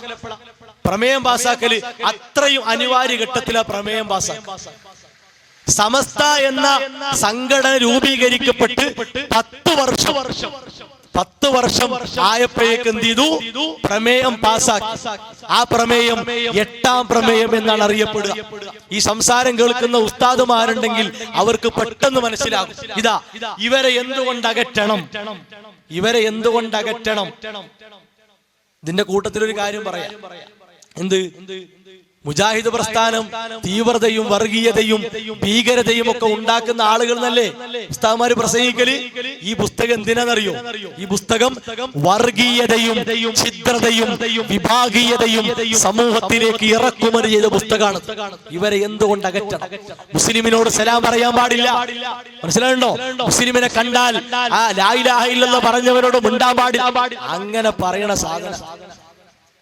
അപ്പൊ ആരാണ് ഇതൊക്കെ സമൂഹത്തിൽ ചെയ്ത ആളുകൾ? ഞങ്ങള് സലഫികൾ, മുജാഹിദുകൾ ഇങ്ങനത്തെ ഒരു പ്രമേയവും നിയമമൊന്നും പാസ്സാക്കിയിട്ടില്ല. അതാണ് സലഫികളെ മുജാഹിദുകളുടെ പ്രത്യേകത. എന്താ അറിയോ? ഇത് ഞാൻ വായിക്കതാ. 1933 ശ്രദ്ധേയമായ 8ാം പ്രമേയം ഇതാ. ഇതിന്റെ 14ാം പേജ്. എന്താണ്? മരിച്ചുപോയ അമ്പിയാക്കൾ, ഔലിയാക്കൾ, സ്വാലിഹീങ്ങൾ ഇവരുടെ ദാത്ത്, ജാഹ്, ഹക്ക്, ബറക്കത്ത് എന്നിവ കൊണ്ടുള്ള തവസ്സുൽ, നേരിട്ടു വിളിക്കൽ, അവരോട് സഹായത്തിന് അപേക്ഷിക്കൽ. ഗൗരവത്തിൽ നേരിട്ടു വിളിക്കൽ. എന്താ നേരിട്ട് വിളിക്കൽ എന്ന് പറഞ്ഞ? ഒരു വിശ്വാസി ആരെയാണ് നേരിട്ട് വിളിക്കേണ്ടത്? അല്ലാഹ്, റഹ്മാനേ, റഹീമേ, ഗാഫിറേ, ഗഫൂറേ, ഗഫാറേ, വദൂദേ, തവ്വാബേ. അതല്ലേ റബ്ബനാ, അല്ലാഹുമ്മ. എത്ര വിളികളാണ്. ആ വിളി ആർക്ക്? അമ്പിയാക്കൾ, ഔലിയാക്കൾ, സ്വാലിഹീങ്ങൾ. എന്നിട്ടോ ഈ പ്രമേയത്തിന്റെ അവസാനം എന്താണെന്നറിയോ? ഈ പ്രമേയത്തിന്റെ അവസാനം ഇത് അംഗീകരിക്കാത്ത ഒരാൾ, കേട്ടോളി, ഈ പ്രമേയം അംഗീകരിക്കാത്തതാ, ഇത് ഈ കാര്യങ്ങൾ മതവിരുദ്ധമാണെന്നോ ശിർക്കാണെന്നോ പറയുന്നവർ സുന്നികളല്ല. കണ്ടോ? വിശ്വാസികൾ അല്ലെങ്കിൽ മുവഹിദുകളൊന്നുമല്ല, സുന്നികളല്ല. ഉസ്താദുമാരെ അഭിപ്രായത്തിലുള്ള സുന്നി ആകണമെങ്കിൽ ഇത് അംഗീകരിക്കണം. അവർ ഖാസി, ഖതീബ്, ഇമാം എന്നീ സ്ഥാനത്തേക്ക് അർഹരുമല്ല. ഇതാണ് ശുദ്ധമായ ശിർക്ക് പ്രചരിപ്പിക്കാൻ പ്രമേയം പാസാക്കി 1 നൂറ്റാണ്ടായിട്ടും ഈ പ്രമേയം തിരുത്തിയിട്ടില്ല. ഇന്നും ഇതിങ്ങനെ കിടക്കുകയാണ്. അതുകൊണ്ടാണ് സഹോദരങ്ങളെ എന്ത് സംഭവിച്ചത്? അള്ളാഹു അല്ലാത്തവരെ വിളിക്കലും പ്രാർത്ഥിക്കലും ഒക്കെ വ്യാപകമായത്. ഇനി എന്താണെന്നറിയോ? പ്രാർത്ഥന അള്ളാഹുവിനോട് മാത്രം. അതാണല്ലോ ഇസ്ലാമിന്റെ സന്ദേശം. പ്രാർത്ഥന അല്ലാത്ത ഒരാൾക്കും പറ്റൂല. അത് അള്ളാഹിനോട് മാത്രം എന്ന് പറഞ്ഞാൽ അത് ഇബ്ലീസിന്റെ പ്രമേയമാണത്രേ, ഇബ്ലീസിന്റെ ആശയാണത്രേ പ്രാർത്ഥന അള്ളാഹിനോട് മാത്രം. ഇതാരാ പറഞ്ഞത് അറിയോ? ഏതെങ്കിലും പിന്നെ ചെറിയ വല്ല ഉസ്താദുമാരുമാണെങ്കിൽ നമുക്ക് ക്ഷമിക്കുക എന്ന് പറഞ്ഞാൽ ആ ഉസ്താദ് കുറച്ചുകൂടി കാര്യങ്ങളൊക്കെ പഠിച്ചു വരാണ്ടല്ലോ എന്ന് നമുക്ക് പ്രതീക്ഷിക്കാം. ഇതല്ല, നെല്ലിക്കുത്ത് ഇസ്മായിൽ മുസ്ലിയാരാണ്. ഈ ഉസ്താദ് ആരാന്നറിയോ? സമസ്ത ഉസ്താദുമാരുടെ മുഹദ്ദിസ് എന്ന പേരിൽ അറിയപ്പെട്ട ഉസ്താദാണ്. അതേപോലെ തന്നെ കാന്തപുരം ഉസ്താദിന്റെ മർക്കസിലെ പ്രധാന അധ്യാപകനായിരുന്ന ആളാണ്. ഈ ഉസ്താദിനെ പറ്റി അദ്ദേഹത്തിന്റെ മരണശേഷം ഇറക്കപ്പെട്ട ഒരു സ്മരണികയാണ്. ഇതിന്റെ പിന്നെ 33 പേജ് മുതൽ 36 പേജ് വരെയുള്ള വിഷയത്തിൽ പേജുകളിൽ ഒരു ബസ് യാത്രയുടെ ഓർമ്മ എന്നൊരു ഹെഡിങ് ഉണ്ട്. ഒരു ബസ് യാത്രയുടെ ഓർമ്മ. ഇത് സുലൈമാൻ സഖാഫി മാളിയേക്കലാണ് എഴുതിയിട്ടുള്ളത്. അപ്പൊ എന്താണെന്നറിയോ? മഞ്ചേരിയിൽ വെച്ച്, മഞ്ചേരിയിൽ അവിടെ ഒരു ബോർഡ് കാണുകയാണ്, കോഴിക്കോട് റോഡിൽ, പ്രാർത്ഥന അല്ലാഹുവിന് മാത്രം എന്നാണ് ചുമരെഴുത്ത്. അപ്പൊ സുലൈമാൻ സഖാഫി ഇസ്മായിൽ ഉസ്താദിനോട് പറഞ്ഞു, ഉസ്താദ് എന്താ അപ്പൊ ഇങ്ങനെയൊക്കെ? പ്രാർത്ഥന അല്ലാഹുവിനോട് മാത്രം. അപ്പൊ ഉസ്താദ് പറയാണ്, ഇവർ ഇങ്ങനെ തന്നെ പറയണം. ഇത് തന്നെയല്ലേ ഇബ്ലീസ് മുമ്പ് പറഞ്ഞത്? പ്രാർത്ഥന അല്ലാഹുവിനോട് മാത്രം ഇബ്ലീസും പണ്ടതല്ലേ പറഞ്ഞത്? സഹോദരങ്ങളെ, എന്തിനാണ് യഥാർത്ഥത്തിൽ ഈ കളിയാക്കുന്നത്? ഇതെന്തിനാണ്? ഞാൻ 2 ആയത്ത് സൂചിപ്പിക്കാം. ആ 2 ആയത്ത് മാത്രമല്ല, സമയപരിമിതി കൊണ്ടാണ്, ഒരുപാട് ആയത്തുകളുണ്ട്. എന്താണ്? 1, നബി സല്ലല്ലാഹു അലൈഹി വസല്ലമയുടെ പ്രഖ്യാപനമാണ്. സൂറത്തു ജിന്നിൽ പ്രവാചകരെ പറയുക, ഇന്നമാ ദൂ റബ്ബി, ഞാൻ എന്റെ റബ്ബിനോടാണ് ദ്വയർക്കുക, പ്രാർത്ഥിക്കുക, വലാ ഉശ്രികു ബിഹി അഹദാ, ഒന്നിനെയും ഞാൻ പങ്കു ചേർക്കുകയില്ല. ഇവിടെ എന്താ ഖുർആൻ പ്രയോഗിച്ചത്? അദൂ എന്നാണ്. ദആ യദൂ എന്ന അറബി വാക്കിന്റെ അർത്ഥം എന്താണ്? ദആ യദൂ, ദആ പ്രാർത്ഥിച്ചു, വിളിച്ചു. അദൂ ഞാൻ വിളിക്കുന്നു, പ്രാർത്ഥിക്കുന്നു. ഖുൽ ഇന്നമാ അദൂ റബ്ബി, എന്റെ റബ്ബിനോടാണ് ഞാൻ പ്രാർത്ഥിക്കുന്നത്.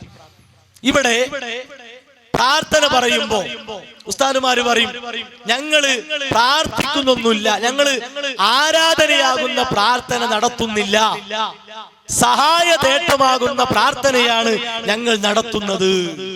എന്തിനാ അങ്ങനെ പറയണു അറിയോ? സഹായതേട്ടം വേറെ, പ്രാർത്ഥന വേറെ, ആരാധന വേറെ. ഇങ്ങനെ ഉസ്താദുമാർക്ക് വേണ്ടിയിട്ട് ഓരോന്നിനും ഇങ്ങനെ വേറെ ആക്കിയിട്ടുണ്ട്. അങ്ങനെയാണെങ്കിൽ സഹോദരങ്ങളെ എന്ത് സുഖാണ്, എല്ലാവർക്കും ആ പണി ചെയ്താൽ മതിയല്ലോ. ഇസ്ലാം പറഞ്ഞ ഇത് എനിക്ക് വേണ്ട, ഇത് ഞാൻ അങ്ങനെ ചെയ്യുന്നില്ല, ഇത് ഞാൻ ഇങ്ങനെ ചെയ്യുന്നില്ല എന്ന് പറഞ്ഞ് നമുക്ക് വേർതിരിക്കാനോ വിഭജിക്കാനോ പറ്റൂലല്ലോ. പ്രാർത്ഥനയും വിപൽഘട്ടങ്ങളിലെ സഹായതേട്ടവും ഇതൊക്കെ ആർക്ക് മാത്രാണ്? അള്ളാഹ്ക്ക് മാത്രം. അതൊക്കെ ആരാധനയാണ്. തെളിവെന്താണെന്നറിയോ? ഈ ആയത്ത് ഖുൽ ഇന്നമാ അദൂ റബ്ബി എന്ന ആയത്ത്, ഇതിന് ഇബ്നു കസീർ റഹിമഹുല്ലാഹ് കൊടുത്ത വിശദീകരണം വായിക്കാം. എന്താണ്? ഐ അതായത് ഇന്നമാ അഅ്ബുദു റബ്ബി, ഇന്നമാ അഅ്ബുദു റബ്ബി, അദൂ റബ്ബി എന്ന് പറഞ്ഞാൽ എന്റെ റബ്ബിനെ ഞാൻ ആരാധിക്കുന്നു എന്നാണ് അർത്ഥം. അപ്പൊ പ്രാർത്ഥന എന്ന് പറഞ്ഞാൽ ആരാധന, ആരാധന എന്ന് പറഞ്ഞാൽ അത് പ്രാർത്ഥന. ഇത് രണ്ടും ഒന്നാണ്.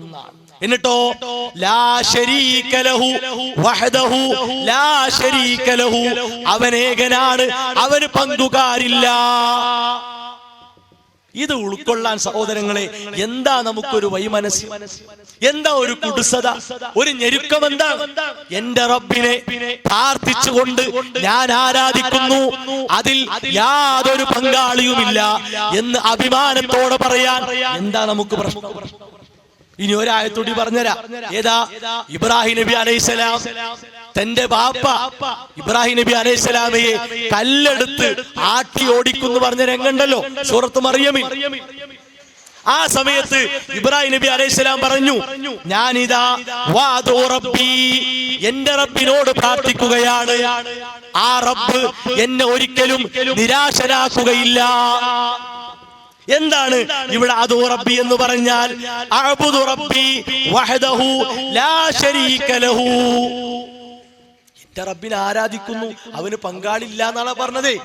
അപ്പൊ സഹോദരങ്ങളെ, ഖുർആൻ തന്നെ പഠിപ്പിക്കുന്നു പ്രാർത്ഥന ആരാധനയാണ്, ആരാധന പ്രാർത്ഥനയാണ്. അത് രണ്ടല്ല, ഒന്ന്. ആ പ്രാർത്ഥന അള്ളാഹുവിനോട് മാത്രം എന്ന് പറഞ്ഞാൽ അത് ഇബ്ലീസിന്റെ ആശയമാണ്, പ്രമേയമാണ് എന്ന് വേദനിപ്പിക്കുന്ന സന്ദേശം, ആ പൈശാചിക ആശയം സമൂഹത്തെ പഠിപ്പിച്ചു.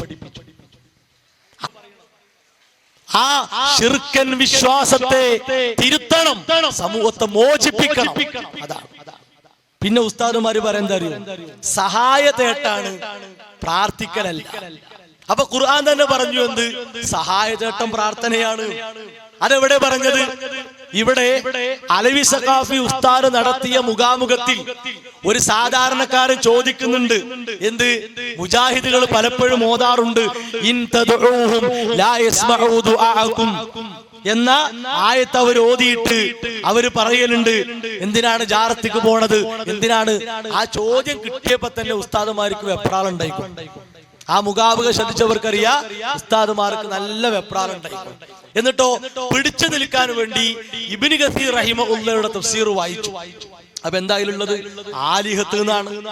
അപ്പോ ആലിഹത്ത് എന്നാണ് പറഞ്ഞത്, ആരാധ്യന്മാർ എന്നാണ് പറഞ്ഞത്.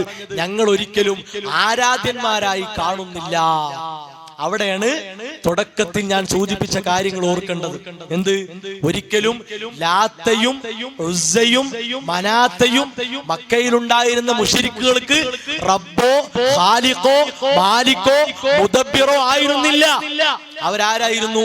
അള്ളാഹുവിലേക്ക് അടുക്കാനുള്ള ഇടയാളന്മാർ, മധ്യവർത്തികൾ.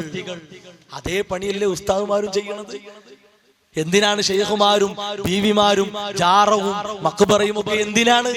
അള്ളാഹുവിലേക്ക് നമ്മൾ അടുപ്പിക്കാനാണ്. എന്താണ് അന്ന് അവിശ്വാസികൾ പറഞ്ഞത്? ലാത്തക്കും ഉസ്സക്കും മനാത്തക്കും സ്വന്തമായ കഴിവില്ല, അവർക്ക് അള്ളാഹു ചില കഴിവ് കൊടുത്തിട്ടുണ്ട്, അതിൽ നിന്നാണ് ഞങ്ങൾ ചോദിക്കുന്നത്. അതല്ലേ പറയണത്? CM മടവൂരിന് അള്ളാഹ് കൊടുത്തിട്ടുണ്ട്, മുഹീദ്ദീൻ ഷെയ്ഖിന് അള്ളാഹ് കൊടുത്തിട്ടുണ്ട്, മമ്പുറം തങ്ങൾക്ക് അള്ളാഹ് കൊടുത്തിട്ടുണ്ട്. എന്താ വ്യത്യാസം? എന്താ വ്യത്യാസം? വ്യത്യാസമൊന്നുമില്ല. ഉസ്താദുമാർ വ്യത്യാസം ഉണ്ട് എന്ന് വരുത്താൻ നോക്കും. ആ വരുത്തൽ കൊണ്ട് പ്രമാണങ്ങളെ മായ്ക്കാൻ കഴിയൂലല്ലോ, പ്രമാണങ്ങളെ മൂടി വെക്കാൻ കഴിയൂലല്ലോ. സഹോദരങ്ങളെ, ഇൻ തദഉഹും ലാ യസ്മഉ ദുആഉകും എന്ന ആയത്ത് തന്നെ എടുക്കുക. ആ ആയത്ത് തന്നെ എടുക്കുക. എന്നിട്ട് ആ ആയത്ത് ഇബ്നു കസീർ അടക്കമുള്ള തഫ്സീറുകൾ, അഹ്ലു സുന്ന അംഗീകരിക്കുന്ന തഫ്സീറുകൾ, ഇബ്നു കസീർ റഹിമഹുല്ലാ, ഇമാം തബരി റഹിമഹുല്ലാ, ഇമാം ഖുർതുബി റഹിമഹുല്ലാ, ഇമാം റാസി റഹിമഹുല്ലാ, ഇമാം സമആനി റഹിമഹുല്ലാ, ഇബ്നു അബ്ബാസ് റളിയല്ലാഹു അൻഹു, അങ്ങനെ നീണ്ടു കിടക്കുകയാണല്ലോ. അതൊക്കെ എടുത്ത് വായിക്കുക. അതൊക്കെ എടുത്ത് വായിക്കുമ്പോ അതില് മലക്കുകൾ വരുവോ, അമ്പിയാക്കൾ വരുവോ, ജിന്നുകൾ വരുവോ, ഒക്കെ വരും. എല്ലാ വിഷയങ്ങളും വരും, ഒന്നും ഒഴിവല്ല. ഇതെന്തിനാന്നറിയോ? ഇൻ തദഉഹും എന്ന ആയത്ത് ഓതിയിട്ട് നമ്മൾ മനസ്സിലാക്കേണ്ട എന്താ വെച്ചാല്, ഇൻ തദഉഹും എന്ന് പറഞ്ഞാൽ എന്താ അതിന്റെ വിശദീകരണം? എന്താ അതിന്റെ വിശദീകരണം? ഇൻ തദഉഹും ലാ യസ്മഉ ദുആഅകും. ഇതാ ഇമാം ഖുർതുബിയാണ്. ഐ ഇൻ തസ്തഗീസൂ. ഇൻ തദഉഹും എന്ന് പറഞ്ഞാൽ നിങ്ങൾ അവരോട് പ്രാർത്ഥിച്ചാൽ എന്ന് പറഞ്ഞാൽ, ഐ ഇൻ തസ്തഗീസൂ ബിഹിം ഫിന്നവാഇബി. പ്രയാസഘട്ടങ്ങളിൽ നിങ്ങൾ അവരോട് സഹായം തേടിയാൽ. അപ്പൊ ദുആ എന്ന് പറഞ്ഞാൽ എന്താണ്? ഇസ്തിഗാസ. ഇസ്തിഗാസ എന്ന് പറഞ്ഞാൽ ദുആ. ദുആ എന്ന് പറഞ്ഞാൽ ഇബാദത്ത്. ഇബാദത്ത് എന്ന് പറഞ്ഞാൽ ദുആ. ഇതൊക്കെ ഒന്നാണ്. ഇതൊക്കെ ഒന്നാണ്. ഇതാർക്ക് മാത്രമേ കൊടുക്കാവൂ? ഇയ്യാക നഅ്ബുദു വ ഇയ്യാക നസ്തഈൻ. അല്ലാഹുവേ, നിന്നെ മാത്രം ഞങ്ങൾ ആരാധിക്കുന്നു, നിന്നോട് മാത്രം ഞങ്ങൾ സഹായം തേടുന്നു. ഇതിനാണ് വിശുദ്ധ ഖുർആൻ ഒന്നാമത്തെ സൂറത്തിലൂടെ ഈ പ്രഖ്യാപനം നടത്തിയത്. അത് കൽപ്പനയല്ലല്ലോ, ആണോ? കൽപ്പനയല്ല, ഒരു മഹത്തായ പ്രഖ്യാപനമാണ്. ആ പ്രഖ്യാപനത്തെ കൽപ്പിച്ചുകൊണ്ടുള്ള ആദ്യ കൽപ്പന സൂറത്ത് ബഖറയിൽ യാ അയ്യുഹന്നാസ് അബ്ദു റബ്ബക്കും. ഒരു ക്രമമുണ്ട്, ഒരു കൃത്യത ഉണ്ട് ഇതിനൊക്കെ. ഇവിടെ ഉസ്താദുമാര് കാട്ടിയത് മാത്രം കട്ടു. ഇയ്യാക നഅ്ബുദു, നിന്നെ മാത്രം ഞങ്ങൾ ആരാധിക്കുന്നു, വഇയ്യാക നസ്തഈൻ, നിന്നോട് ഞങ്ങൾ സഹായം തേടുന്നു. മാത്രം കട്ടു. മാത്രം വെച്ച പ്രശ്നമാണ്. കാരണം മാത്രം വെച്ചാ പിന്നെന്തായി? വേറെ ആരും ചേർക്കാൻ പറ്റൂല. മാത്രം ഒഴിവാക്കിയ എളുപ്പമായി. നിന്നോട് ഞങ്ങൾ സഹായം തേടുന്നുണ്ട്. അമ്പിയാക്കളോടുണ്ട്, ഔലിയാക്കളോടുണ്ട്, സ്വാലിഹീങ്ങളോടും ശുഹദാക്കളോടും, ജാറ മഖ്ബറ എല്ലാം വന്നു. സഹായ തേട്ടം അത് അല്ലാഹുവിനോട് മാത്രം. ഇനി നോക്കൂ നിങ്ങൾ, ഉസ്താദുമാർ എഴുതിയ അടുത്തൊരു അപകടകരമായ വരി കളിപ്പിക്കാം. ഓരോന്നും ആ അപകടം സൂചിപ്പിച്ചു പോകുമ്പോഴാണ് പ്രമാണം ഏതാണ്, പ്രമാണത്തിന് വിട്ടത് ഏതാണ് മനസ്സിലാണ്. ഇത് ബദർ മൗലിദിന്റെ പരിഭാഷ, വിശദീകരണ പരിഭാഷ. ഇതിന്റെ 43-ാമത്തെ പേജ്. ഏതേത് പ്രശ്നങ്ങളായിരുന്നാലും ശരി, ഐഹികമാകട്ടെ പാരത്രികമാകട്ടെ, ബദരീങ്ങളെ വിളിച്ച് സഹായം തേടിയാൽ തീർച്ചയായും സഹായം ലഭിക്കപ്പെടും. ശ്രദ്ധിക്കണട്ടോ, ഏതേത് പ്രശ്നങ്ങളായിരുന്നാൽ. അപ്പൊ ഇന്നരുന്നില്ല, എത്ര വലിയ ഏത് പ്രശ്നമായിരുന്നാലും, അത് ഐഹികമാകട്ടെ പാരത്രികമാകട്ടെ, അത് ബദരീങ്ങളെ വിളിച്ചു തേടിയാൽ സഹായം ലഭിക്കപ്പെടും. ഇസ്ലാമിക പ്രമാണങ്ങളിൽ അതിന് മതിയായ രേഖകൾ പ്രസ്പഷ്ടമായിരിക്കെ അത് ശിർക്കാണെന്ന് പറയുന്നവരുടെ തലക്കാണ് വട്ട്. അല്ലാഹു കാത്തുരക്ഷിക്കുമാറാകട്ടെ. സഹോദരങ്ങളെ, ഇതാണ് അപകടം. അല്ല പറഞ്ഞ കാര്യം, ആ നിയമം തലക്ക് വട്ടുപിടിച്ച നിയമമാണോ? നബി സല്ലല്ലാഹു അലൈഹി വസല്ലമ ജീവിതത്തിൽ മുഴുവനായി പ്രഖ്യാപിച്ചത് തലക്ക് വട്ടായത് കൊണ്ടാണോ? ഉത്തമ നൂറ്റാണ്ടിൽ ജീവിച്ചവർ ഈ നിലപാടോടുകൂടി ജീവിച്ചത് തലക്ക് വട്ടായത് കൊണ്ടാണോ? എന്താ എഴുതി വെക്കുന്നത്? എന്താ എഴുതി വെക്കുന്നത്? സഹോദരങ്ങളെ, ഇത് എന്തുമാത്രം അപകടമെന്നറിയോ? എന്തുമാത്രം അപകടം! ഇങ്ങനൊക്കെ എഴുതി പിടിപ്പിച്ചിട്ട് ജനങ്ങളെ ഷിർക്കിലേക്ക് കൊണ്ടുപോവുക എന്ന് പറഞ്ഞാൽ അത് കണ്ട് നമുക്ക് നോക്കി നിൽക്കാനോ കണ്ണ് ചിമ്മാനോ കഴിയില്ല. പരലോകം വിജയിക്കണമെന്ന ആഗ്രഹം കൊണ്ട്, പരലോകത്ത് നരകമോചനം കിട്ടണം, സ്വർഗീയാനുഗ്രഹങ്ങൾ അനുഭവിക്കാനും ആസ്വദിക്കാനും കഴിയണം. അതിന് സഹോദരങ്ങളെ ശിർക്കില്ലാത്ത ജീവിതം വേണം. അല്ലാഹുവിൽ തവക്കുലാക്കണം. ബദർ ശുഹദാക്കളിലല്ല, മനസ്സിലാറുണ്ടോ?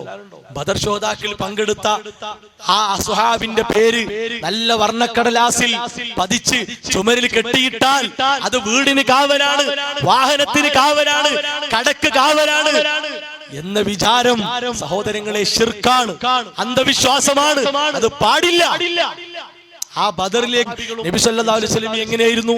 ഇത്തസ്തഗീസൂന റബ്ബക്കും, നിങ്ങൾ നിങ്ങളുടെ റബ്ബിനോട് സഹായം തേടിയ സന്ദർഭം. എന്താ അതിനെ പറ്റി പറഞ്ഞത്? ഫസ്തജാബ ലക്കും എന്ന് പറഞ്ഞാൽ അന്നഹാ ഫീ ദുആഇൻ നബി സല്ലല്ലാഹു അലൈഹി വസല്ലം. അപ്പോ അവിടെ ഖുർആൻ പ്രയോഗിച്ച വാക്കെന്താ? തസ്തഗീസൂന. ഇത് പഠിക്കാൻ വേണ്ടി എങ്ങനെ പറയണത്? തസ്തഗീസൂന, ഇസ്തഗാസ, യസ്തഗീസു, തസ്തഗീസു എന്ന പ്രയോഗത്തിന്റെ അർത്ഥം എന്താ? നിങ്ങൾ പ്രാർത്ഥിച്ചത്. നബി സല്ലല്ലാഹു അലൈഹി വസല്ലമ നടത്തിയ പ്രാർത്ഥനയെ ഖുർആൻ സൂചിപ്പിച്ചത് തസ്തഗീസൂന, നിങ്ങൾ സഹായം തേടിയ സന്ദർഭം. അപ്പൊ എന്താ അർത്ഥം? സഹായതേട്ടം പ്രാർത്ഥനയാണ്. ആ സംഗതി അല്ലാഹു അല്ലാത്തവർക്ക് കൊടുക്കണ്ടെന്ന് പറഞ്ഞാൽ ഓനെ തലക്കാണ് വട്ട്. അപ്പൊ സൂറത്തു അൻഫാലിലെ ഈ ആയത്ത് എന്താ ചെയ്യാ? അത് മുറിച്ചു മാറ്റാൻ പറ്റുമോ? ഒഴിവാക്കാൻ പറ്റുമോ? ആയത്തില്ല എന്ന് പറയാൻ പറ്റുമോ? തൗഹീദ് പൊടിയൂലെ, തകരൂലെ. അതാണ് സഹോദരങ്ങളെ അപകടം. ഇനിയോ തവക്കുലിന്റെ വിഷയം, അതിനെ സംബന്ധിച്ച് ഖുർആൻ പറഞ്ഞ ശ്രദ്ധേയമായ ഒരു കാര്യം എന്താണെന്നറിയോ? വിശ്വാസികൾ ആരാണ്? വഅലാ റബ്ബിഹിം യതവക്കലൂൻ, അല്ലാഹുവിൽ തവക്കുലാക്കുന്നവരാണ്. കാരണങ്ങൾ, അല്ലാഹ് അനുവദിച്ച കാരണങ്ങൾ സ്വീകരിച്ച് ആ കാരണങ്ങളിലൂടെ കാര്യം സാധ്യമായി കിട്ടാൻ വേണ്ടി റബ്ബിലേൽപ്പിക്കുന്നവരാണ്, റബ്ബിനോട് പറയുന്നവരാണ്. അല്ലാതെ കയ്യും കെട്ടിന് മൂലക്കൈന്നിട്ട് പനി മാറട്ടെ എന്നല്ല. അങ്ങനെയല്ല. പനി ഉണ്ടോ? ഇസ്ലാം പറഞ്ഞു മരുന്ന് അന്വേഷിച്ചോ, അത് അനുവദിച്ച കാരണാണ്. ജാറത്തിലെ വെള്ളം കുടിക്കലോ അനുവദിക്കാത്ത കാരണാണ്. ഗുളിക കുടിച്ചോ അനുവദിച്ച കാരണാണ്. ഐക്കല്ലും ഏലസും അനുവദിക്കപ്പെടാത്ത കാരണാണ്. അനുവദിച്ച കാരണങ്ങൾ തേടി നമ്മൾ പ്രാർത്ഥിച്ച് മുന്നോട്ട് പോയാൽ ഞാൻ രോഗിയായാൽ രോഗത്തിന് പരിപൂർണ ശമനം നൽകുന്നവനല്ല. പരിപൂർണ ശമനം നൽകുന്നത് ഡോക്ടറോ ഗുളികെ മരുന്നോ വിശ്രമോ ഒന്നുമല്ല. അതെല്ലാം അനുവദിക്കപ്പെട്ട കാരണങ്ങൾ മാത്രമാണ്. ശമനം നൽകുന്നവൻ അല്ലാഹ് മാത്രം. അതാണ് 3 ദിവസം ഗുളിക കുടിച്ചു, പനി മാറിയില്ല, വീണ്ടും പോകുകയാണ്. 5 ദിവസം ഗുളിക കുടിച്ചു, പനി മാറിയില്ല, വീണ്ടും പോകുകയാണ്. എന്തേ കാരണം?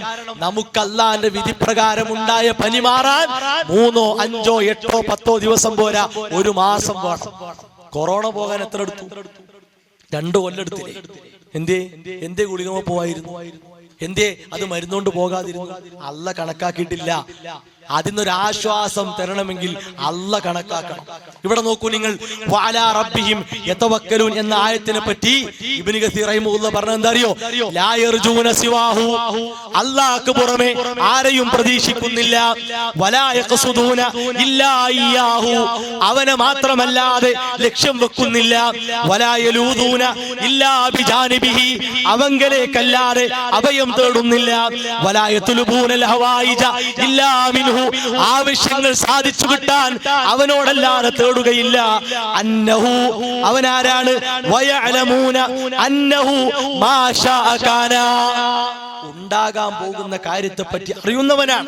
വമാലം യശഅ ലം യകുൻ, ഒരു കാര്യം അല്ലാഹ് ഉദ്ദേശിച്ചില്ലെങ്കിൽ ഉണ്ടാവുകയില്ല. വഅന്നഹുൽ മുതസർരിഫു ഫിൽ മുൽക്ക്,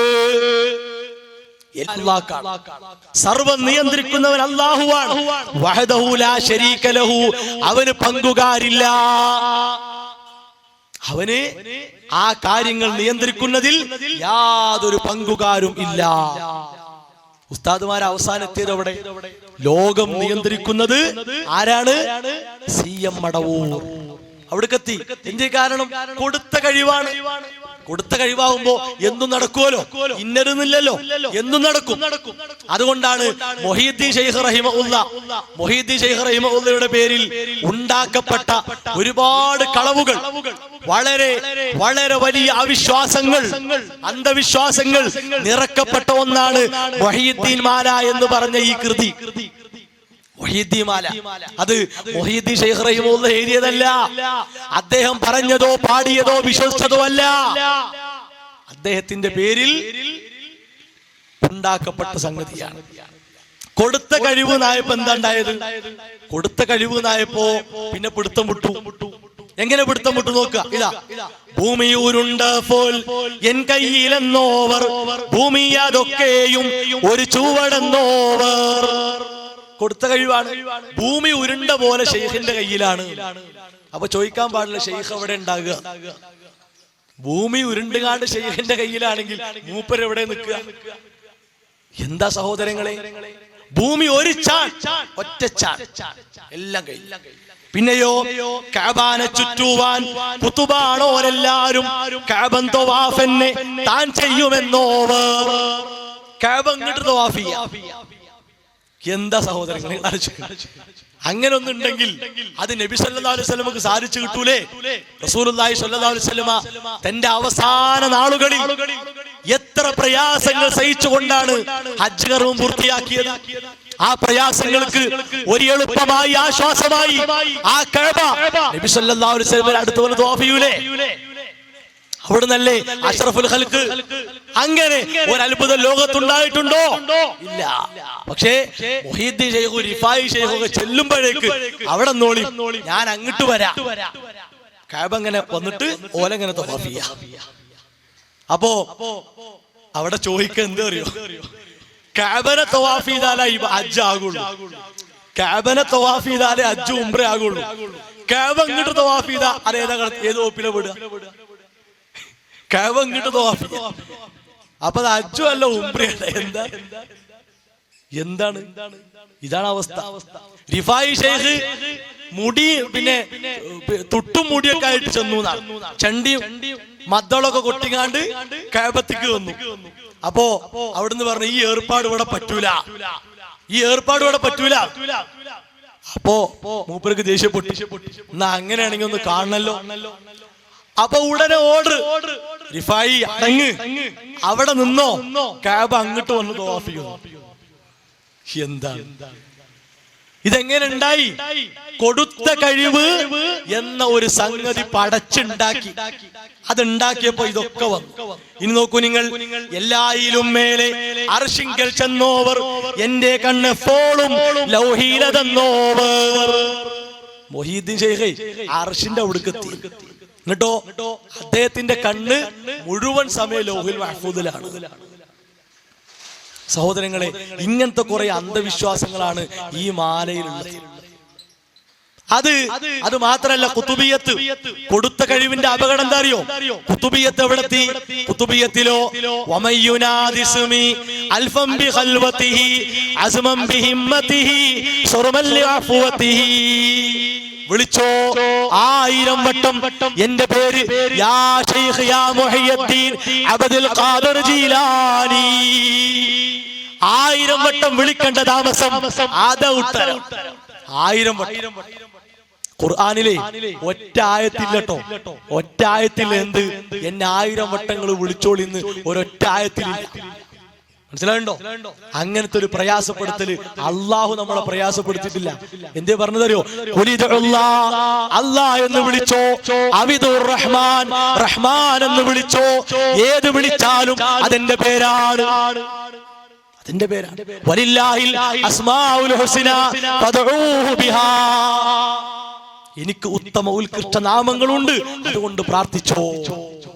നമ്മളോട് പറയാണ്, എന്റെ മുഴുവൻ നാമങ്ങളും വിളിച്ചുകൊണ്ടാണ് എന്നെ പ്രാർത്ഥിക്കേണ്ടത് എന്ന ഒരു നിയമം ഇസ്ലാമിൽ ഉണ്ടായിരുന്നുവെങ്കിൽ.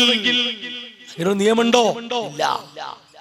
അപ്പൊ എന്താ സഹോദരങ്ങളെ, ഇസ്ലാം പറഞ്ഞ ഇബാദത്ത് അത്രയും ലളിതമാണ്, എളുപ്പമാണ്, സരളമാണ്. ഒരു പ്രയാസം ഉണ്ടാക്കപ്പെട്ടതോ അത് എടങ്ങേറിന്റെ അങ്ങേ തല. ഇനി കഴിഞ്ഞില്ല. അജബ്തുഹു മുസ്രിഖൻ ലിഅജ്ലി ദഅവതിഹി ഫലിയദഉ യാ അബ്ദുൽ ഖാദിർ മുഹയ്യദ്ദീൻ. ആണ് വിളിച്ചോ, അബ്ദുൽ ഖാദിർ മുഹയ്യദ്ദീൻ. വിളിക്കുമ്പോക്ക് വളരെ വേഗത്തിൽ ഉത്തരം. അജബ്തുഹു മുസ്രിആ, വളരെ എളുപ്പത്തിൽ ഉത്തരം.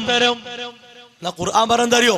വൈദാ സഅലക ഇബാദി അന്നി ഫഇന്നി ഖരീബ് ഉജീബു ദഅവത ദാഇ ഇദാ ദഅൻ.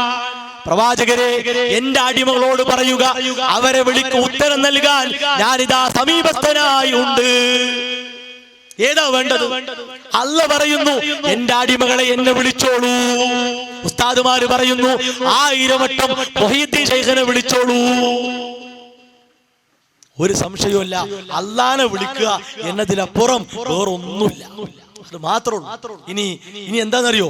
ഇത് പോയി ഈ 10-30 വർഷത്തിനുള്ളിൽ മരിച്ച CM മടവൂർ, ആ CM മടവൂരിന്റെ പേരിലാണ് ശക്തമായ അതിരുവിടൽ ഉണ്ടായത്. അവിടെയാണ് ഈ കൂട്ടിലായിട്ടുള്ളത്. ഉസ്താദുമാർ അങ്കലാപ്പിലാണ്. സാധാരണക്കാർക്ക് ഒരുപക്ഷെ അത് അറിഞ്ഞുകൊള്ളണമെന്നില്ല. ഉസ്താദുമാരുടെ നീക്കങ്ങളെ നിരീക്ഷിക്കുന്ന ആളുകൾക്ക് പെട്ടെന്ന് കിട്ടും. ശക്തമായ അടിയ, മനസ്സിലായുണ്ടോ? ശക്തമായ അടി, കൊടുമ്പിരി കൊണ്ട അടിയ. അത് പുറത്തേക്ക് വന്നിട്ടില്ല. അതിന്റെ ഒരു രസകരമായ സംഗതി ഇവിടെ അലവി സഖാഫി ഉസ്താദ് നടത്തിയ മുഖാമുഖം കണ്ടവർക്കറിയാം. ഇൻഷാ അല്ലാഹ് അതുകൂടി പറഞ്ഞ് അവസാനിപ്പിക്കാം. ആ മുഖാമുഖത്തിൽ ഒരു സാധാരണക്കാരൻ ചോദിച്ചൊരു ചോദ്യമുണ്ട്. എന്ത്? കാന്തപുരം ഉസ്താദ് അവതാരിക എഴുതി കൊടുത്ത അബ്ദുൽ ബസീർ സഖാഫി എഴുതിയിട്ടുള്ള CM മടവൂരിന്റെ മൗലിദ് കിതാബ്, അതിലുണ്ട് എന്ത്? ലോകത്തിന്റെ സർമതായ മുറിഞ്ഞു പോകാത്ത നിയന്ത്രണം അത് നബി സല്ലല്ലാഹു അലൈഹി വസല്ലമക്കാണ് എന്നതിലുണ്ടല്ലോ. പിന്നെ അത് CM മടവൂരിന്റെ വിഷയത്തിലും അതുണ്ടല്ലോ എന്ന നിലക്ക് ചോദ്യം. അപ്പോ അലവി സഖാഫി ഉസ്താദ് അറിഞ്ഞിട്ടാണോ അറിയാത്തത് കൊണ്ടാണോ രക്ഷപ്പെടാനാണോ എന്നറിയില്ല, പെട്ടെന്ന് അതുമൊന്ന് ഊരി കഴിച്ചിലാകുണ്ടായത്. ഏതാണ് ആ പുസ്തകം? ഇതാണ് ആ പുസ്തകം, അൽ മൗലിദുൻ നൂരി ലിൽ ഗൗസിൽ മദവൂരി എന്ന പുസ്തകം. ഇതാണ് ആ പുസ്തകം. ഇതാരെഴുതിയതാണ്? ഇതാ എഴുതിയ ആള് അബ്ദുൽ ബസീർ ബിൻ സുലൈമാൻ അസ്സഖാഫി അൽ ഹിന്ദി അൽ മലൈബാരി അൽ ബിലാക്കലി. ബിലാക്കലി ആണ് പിലാക്കലി, കോട്ടക്കൽ ഭാഗത്തുള്ള പിലാക്കലി എന്ന സ്ഥലം. മലപ്പുറംകാരനാണ്, ഇന്ത്യക്കാരനാണ്, സഖാഫിയാണ്. സുലൈമാൻ എന്നവരെ മകനായ അബ്ദുൽ ബസീർ. ഇനി ആ സാധാരണക്കാരൻ ചോദിച്ചു, എന്ത് അറിയും? എന്ത് ചോദിച്ചത്? മർക്കസിലെ ഉസ്താദ് അല്ലേ? അപ്പൊ അലവി സഖാഫി പറഞ്ഞു മർക്കസിലെ ഉസ്താദൊന്നും അല്ല. അല്ല, അവിടെ ഉസ്താദ് ഉണ്ടാവും. ശരിയാണ്. നമുക്കുള്ള തെളിവ് എന്താ? ഇതാ റഈസു ഖിസ്മി ഉസൂലുൽ ഫിഖ്. റഈസു ഖിസ്മി ഉസൂലുൽ ഫിഖ് എവിടെ? ഇതാ. പിന്നെ ജാമിയത്തുൽ മർക്കസ് കാലിക്കത്ത് മർക്കസിലെ ഉസൂൽ ഫിഖ് ഡിപ്പാർട്ട്മെന്റിലെ തലവൻ, ഉസ്താദ് മാത്രല്ല തലവനാണ്, അതിന്റെ മെയിൻ ആള്. ആ ഉസ്താദാണ് ഈ പുസ്തകം എഴുതിയത്. അപ്പോ അതിന് കാന്തപുരം ഉസ്താദ് അവതാരിക എഴുതി കൊടുത്തില്ലേ എന്ന് ചോദിച്ചു. അപ്പൊ അലവി സഖാഫി ഉസ്താദ് പറഞ്ഞ എന്താ അറിയോ? കാന്തപുരം ഉസ്താദ് അങ്ങനെ വായിച്ചു നോക്കാതൊന്നും അങ്ങനെ അവതാരിക എഴുതി കൊടുക്കുന്നില്ല, അങ്ങനൊന്നും ഉണ്ടാകൂല എന്ന് അലവി സഖാഫി ഉസ്താദ് പറഞ്ഞു. ശരി, ഇതിന്റെ 3-ാമത്തെ പേജ് എന്താ? 3-ാമത്തെ പേജ് സുൽത്താനുൽ ഉലമ ഫളീലത്തു ശൈഖ് അബൂബക്കർ അഹ്മദ് അൽ മലൈബാരി. അതാരാ? കാന്തപുരം ഉസ്താദ് അല്ലേ? കേട്ടോളി. അൽഹംദുലില്ലാ എന്നൊക്കെ പറഞ്ഞു. അതൊക്കെ പറഞ്ഞിട്ട് പറയാണ്, അമ്മാ ബഅദ് ഫഖദ് ഖറഅതു ഹാദിഹി സഫഹാത്തുൽ മുബാറക. ഈ അനുഗ്രഹിക്കപ്പെട്ട ഏടുകൾ ഞാൻ വായിച്ചു. ഖറഅതു എന്ന് പറഞ്ഞാൽ എന്താ? ഞാൻ വായിച്ചു. സംശയം അലവി സഖാഫി ഉസ്താദും കാന്തപുരം ഉസ്താദും നടത്തിയവരും തീരുമാനിച്ച. നമുക്ക് പ്രശ്നമില്ല, നമ്മൾ ഉള്ളത് പോലെ പറഞ്ഞു കൊടുക്കണല്ലോ. പിന്നെ ഫീ മദ്ഹി സയ്യിദി വ ശൈഖി, എന്റെ സയ്യിദും എന്റെ ശൈഖും അൽ ഖുതുബുർ റബ്ബാനി, നിയന്ത്രകനുമായിട്ടുള്ള എന്റെ ശൈഖിനെയും എന്റെ സയ്യിദിനെയും പറ്റി എഴുതിയ അനുഗ്രഹിക്കപ്പെട്ട ഏടുകൾ ഞാൻ വായിച്ചു. ഇത് കാന്തപുരം ഉസ്താദ് വായിച്ചു ഉസ്താദാണ് പറയണത്, അല്ലെങ്കിൽ ഉസ്താദ് പറഞ്ഞത് കളവ്, ഞാൻ വായിച്ചു പറഞ്ഞത് കളവ്, അല്ലെങ്കിൽ അലവി സഖാഫി ഉസ്താദ് പറഞ്ഞത് കളവ്, അല്ലെങ്കിലോ ഈ കിതാബ് എഴുതിയ ഉസ്താദ് കളവ് എഴുതി പിടിപ്പിച്ചു. എന്തേലും ഒന്നല്ലേ, അപ്പൊ അത് വെറുതെ ഉണ്ടാവൂലല്ലോ. ഇനി കേൾക്കുക. أن تقرأ في البيوت والمجالس رجاء تعمها البركات والرحمات. ഈ കിതാബിന്റെ പോരിശ എന്താ അറിയോ? എല്ലാ സദസ്സുകളിലും എല്ലാ വീടുകളിലും നല്ലോണം റഹ്മത്ത് കിട്ടാൻ ഓതേണ്ട വളരെ അർഹതമായ കിതാബാണ്. ചെറിയ കിതാബൊന്നുമല്ല. അപ്പൊ എല്ലാ നിലക്കുള്ള പോരിശയും നൽകപ്പെട്ട കിതാബ്. ഇനി സഹോദരങ്ങളെ, ഈ കിതാബിന്റെ ഉള്ളിലെ അത്യന്തം അപകടകരമായ വളരെ ഗുരുതരമായ അവിശ്വാസങ്ങളും അന്ധവിശ്വാസങ്ങളും കൂടി വായിച്ചു കേൾപ്പിക്കാം. എന്നിട്ട് തീരുമാനിക്കും ഏതാ ശരി ഏതാ ശരി. ഇത് വാശി തീർക്കലല്ല, പിന്നെ എന്തെങ്കിലും വിളിച്ചു പറഞ്ഞ് തല്ലുകൂടി പിരിയലല്ല. ഇന്നാണ് മരിച്ചാൽ, ഈ സെക്കൻഡിൽ മരിച്ചാൽ എന്റെ പരലോകം എനിക്ക് അനുകൂലമാണോ പ്രതികൂലമാണോ എന്ന് ചിന്തിക്കാൻ വേണ്ടി മാത്രം ഇത്തരം സാധനങ്ങളൊക്കെ വാങ്ങി വായിച്ചു വരച്ച് സമൂഹത്തെ പഠിപ്പിക്കണം. എന്തിനറിയോ? ഇതൊരു ദൗത്യ നിർവഹണ, വേറൊരു ലാഭമല്ല, ഒരു ലാഭമല്ല. ഇത് അള്ളാഹു സ്വീകരിക്കണം എന്ന ഒറ്റ മനസ്സാ. അതുകൊണ്ടാണ് ഇതിങ്ങനെ ഇതൊക്കെ വായിച്ച് നേരം കളയുന്ന നേരം വേറെ കാര്യങ്ങൾ വായിച്ച ഗുണം കിട്ടും. പക്ഷേ ഇത് വായിക്കണം എന്തിനറിയോ? ഇതിന്റെ അപകടം സാധാരണക്കാരെ ബോധ്യപ്പെടുത്തണം. അതുകൊണ്ടാണ്. കേട്ടോളി, ഇതിന്റെ 4-ാമത്തെ പേജ്. ഈ 4-ാമത്തെ പേജിൽ ഈ ഉസ്താദ് അനുഭവം പറയാട്ടോ. ഈ കിതാബ് എഴുതിയ ഉസ്താദ് അനുഭവം പറയാണ്. 2021 അല അക്മലി സൂറത്തി, മരിച്ചുപോയ 30 വർഷങ്ങൾക്ക് മുമ്പ് മരിച്ചുപോയ മടവൂരിൽ മറവാടപ്പെട്ട CM എന്ത് ചെയ്തു?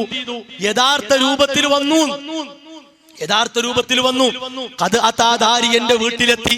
ഫകല്ലമനി, എന്നോട് സംസാരിച്ചു. എന്താ സംസാരിച്ചത്? യുശീറു ഇലാ തഖ്സീരി, എന്റെ ജീവിതത്തിൽ വന്നതായ കുറവുകളും ന്യൂനതകളൊക്കെ സംസാരിക്കുക. എന്നിട്ടോ അന്നഹു ഖദ് അലിമ ഖൈരി വശർരി, എന്റെ ജീവിതത്തിലെ ഖൈറും ശർറും ശൈഖ് അറിഞ്ഞിരിക്കുന്നു. ആരാ സഹോദരങ്ങളെ ഇത്? ആരായത്? അങ്ങനെ ഒരു കഴിവുണ്ടോ? അതാരെ കഴിവാ? അള്ളാന്റെ കഴിവല്ലേ. വഷ്തദ്ദ ഖദബുഹു, അദ്ദേഹത്തിന്റെ ദേഷ്യം അധികരിച്ചു. ആ സമയത്ത് ഫതുബ്തു അലാ യദൈഹി ബാക്കിയാ, ഞാൻ അദ്ദേഹത്തിന്റെ കൈകളിൽ കരഞ്ഞുകൊണ്ട് തൗബക്ക് വീണു. വഖുൽതു ലഹു തുഹിർനി യാ ശൈഖി, ശൈഖേ എന്നെ ശുദ്ധിയാക്ക്, ഞാൻ പാപിയാണ് ശൈഖേ, ശുദ്ധിയാക്ക്. ആരോടാ സഹോദരങ്ങളെ ഇത് പറയേണ്ടത്?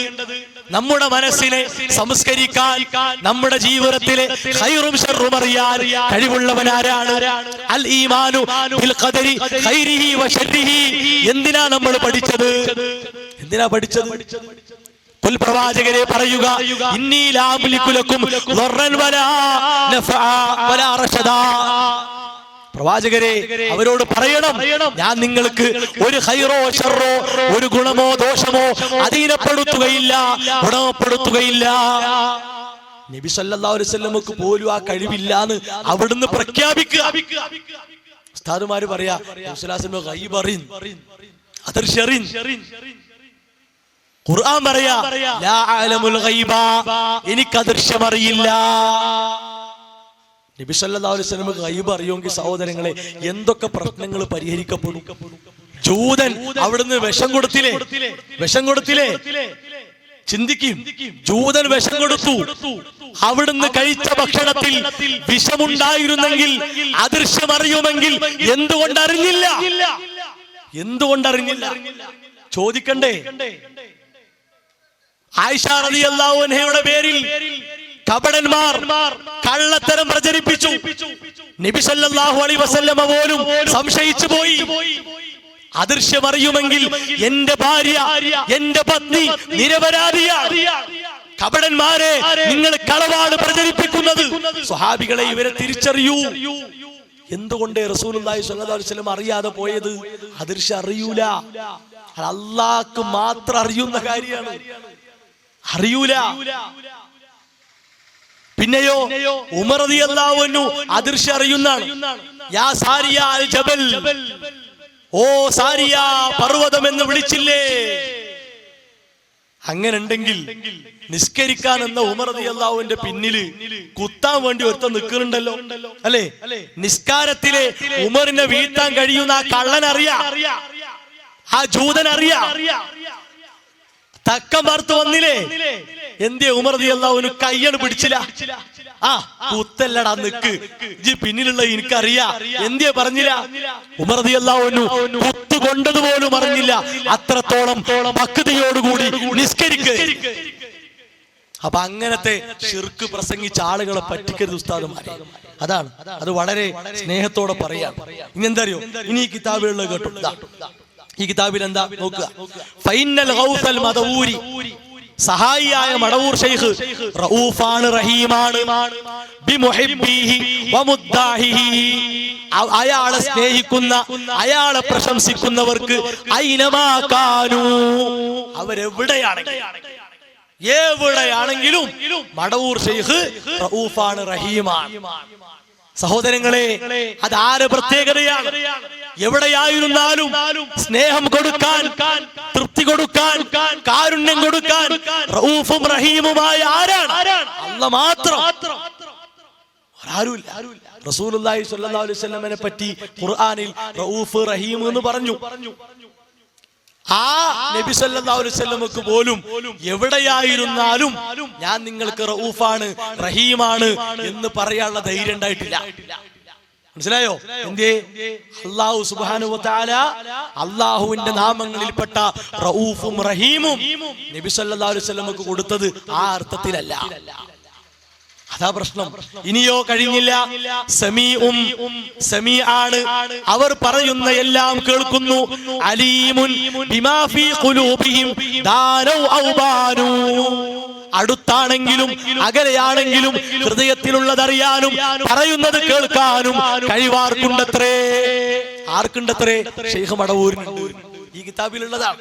ഖുർആനിൽ അസ്സമീഉ അൽ അലീം, അലിഫ്ലാം ഇല്ലാതെ സമീഉ അലീം ഒക്കെ അല്ലാഹുവിനെ കുറിച്ച് അങ്ങനെ ആ രണ്ട് നിലക്കും പറഞ്ഞു, ആ രണ്ട് രീതിയിലും പറഞ്ഞു. അതുകൊണ്ട് അലിഫ്ലാം ഉള്ള നിലക്ക് കൊടുത്താലും ഇല്ലാതെ നിലക്ക് കൊടുത്താലും അള്ളാഹുവിന്റെ നാമങ്ങളെ, അള്ളാഹുവിന്റെ വിശേഷണങ്ങളെ ആർക്ക് കൊടുക്കലാണ്? ശൈഖ് മടവൂരിന് കൊടുക്കലാണ്. ഇനി തീർന്നില്ല, ഇനി കണ്ടോളി. ഇതാ ഷെയ്ഖിനെ വിളിച്ചു പറയാണ്, ഇതിന്റെ 9-ാമത്തെ പേജ്. യാ ശൈഖി മദവൂരി യാ ഗൗസി യാ നൂരി യാ കൗഫി മദവൂരി കുല്ലി ബിർരിളാ. എന്താ പറഞ്ഞത്? യാ ശൈഖി മദവൂരി, മടവൂരിലെ എന്റെ ശൈഖേ, യാ ഗൗസി, എന്റെ പ്രയാസഘട്ടങ്ങളിലെ സഹായിയേ, യാ നൂരി, എന്റെ പ്രകാശമേ, യാ കഹ്ഫി, എന്റെ അഭയമേ, കുല്ലി ബിർരിളാ, എനിക്ക് റിള കാട്ട്, തൃപ്തി കാട്ട്. ആരോട്? ശൈഖ് മടവൂരിനോട്. ഇതാരാണ്? കാന്തപുരം ഉസ്താദ് വായിച്ച കിതാബ്, കാന്തപുരം ഉസ്താദ് അവതാരിക എഴുതി കൊടുത്ത കിതാബ്, എല്ലാ വീടുകളിലും വായിക്കപ്പെടേണ്ട കിതാബ്. ആ കിതാബിന്റെ അവസ്ഥ ഇനി കഴിഞ്ഞില്ല, ഇനി കണ്ടോളി. ഇതാ, മരിച്ചൂന്ന് ഡോക്ടർമാര് വിധി എഴുതി. ശ്രദ്ധിക്കണേ, മരിച്ചൂന്ന് ഡോക്ടർമാര് വിധി എഴുതി. വിഷം തീണ്ടി, വിഷം പറ്റി മരിച്ചൂന്ന് വിധി എഴുതി. അങ്ങനെ വിധി എഴുതിയ ആളെ മടവൂർ ശൈഖ് എണീക്കടാ പോടാ, കണ്ടങ്ങള്, എണീക്ക് പോ. ഏതാ? 85-ാമത്തെ പേജ്. അഹിയൈത മൈതൻ ബിൽ കറാമത്തി മുഅലിനാ നർജു ഹയാത്തൽ ഖൽബി ഖുതുബൽ ആലമീൻ. കറാമത്ത് കൊണ്ട് ജീവൻ കൊടുത്തു ആര്? ഖുതുബുൽ ആലം. അപ്പൊ അതിന്റെ വിശദീകരണം ഈ ബസീർ സഖാഫി എന്നെ പറഞ്ഞാണ്. എന്തറിയോ? വിശദീകരണം വായിച്ചരാ. അഹിയൈത മൈതൻ എന്ന് പറഞ്ഞാല് ഞങ്ങൾക്ക് ബലഗനാ മിൻ ദാലിക അഖ്ബാറുൻ കസീറ അനി സിഖാത്ത്, വിശ്വസ്തരായ ആളുകളിലൂടെ ഞങ്ങൾക്ക് ഒരുപാട് വാർത്തകൾ കിട്ടിയിട്ടുണ്ട്. മിൻ മൗതി മൻ ലദഗതുൽ ഹയ്യ, പാമ്പ് കടിയേറ്റ് മരിച്ചവർ. അങ്ങനെ ഡോക്ടർമാർ വിധിച്ചു, മരിച്ചു, ഡോക്ടർമാർ വിധിച്ചു. അങ്ങനെയുള്ള ആളുകളെ ഈ മടവൂർ ശൈഖ് എണീപ്പിച്ച് പറഞ്ഞയച്ചു. പൊയ്ക്കോ, മരിച്ചിട്ടൊന്നുമില്ല, പോട്ടെ. ഇത് എന്ത് വിശ്വാസം, എന്ത് കറാമത്തായി? ജീവിപ്പിച്ചവരെ, മരിച്ചവരെ ജീവിപ്പിക്കുക, അതുപോലെ തന്നെ ജീവനുള്ളവരെ മരിപ്പിക്കുക. ഇതാരെ കഴിവാ സഹോദരങ്ങളെ? അള്ളാന്റെ കഴിവല്ലേ? അതാർക്കും അല്ലാഹു വിട്ടുകൊടുത്തിട്ടില്ല.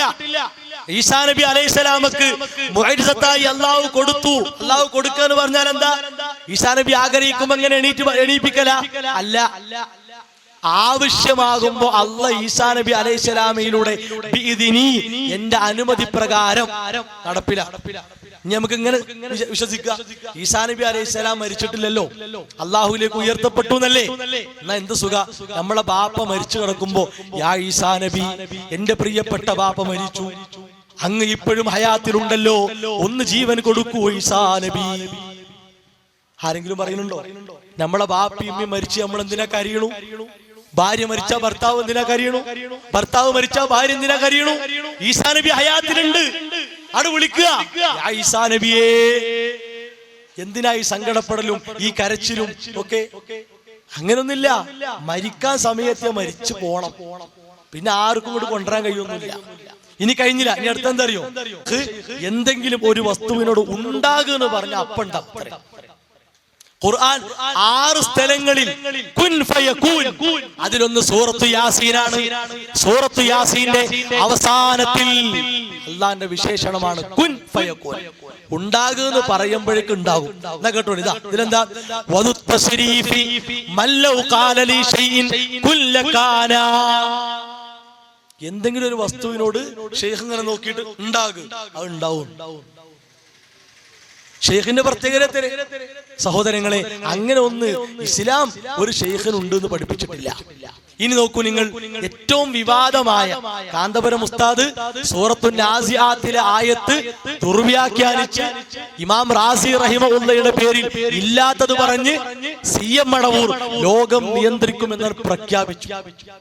പിന്നെ ഉസ്താദുമാര് പിടുത്തമുട്ട പ്രസംഗ, പ്ലെയിനുകൾ നിയന്ത്രിക്കുക, എല്ലാം നിയന്ത്രിക്കുക. ഷെയ്ഖ് ഒന്ന് കണ്ണടച്ചാൽ ഒക്കെ തീരുമാനാകും. ഷെയ്ഖ് ഇങ്ങനെ കബറി കടന്ന് ലോഹിൽ ഇങ്ങനെ കാണുകയാണ്, നിയന്ത്രിച്ചു കൊണ്ടിരിക്കുകയാണ്. അപ്പൊ അതവിടെ ഈ കിതാബിന്റെ 89ാമത്തെ പേജ്, 89ാമത്തെ പേജില് ഒരു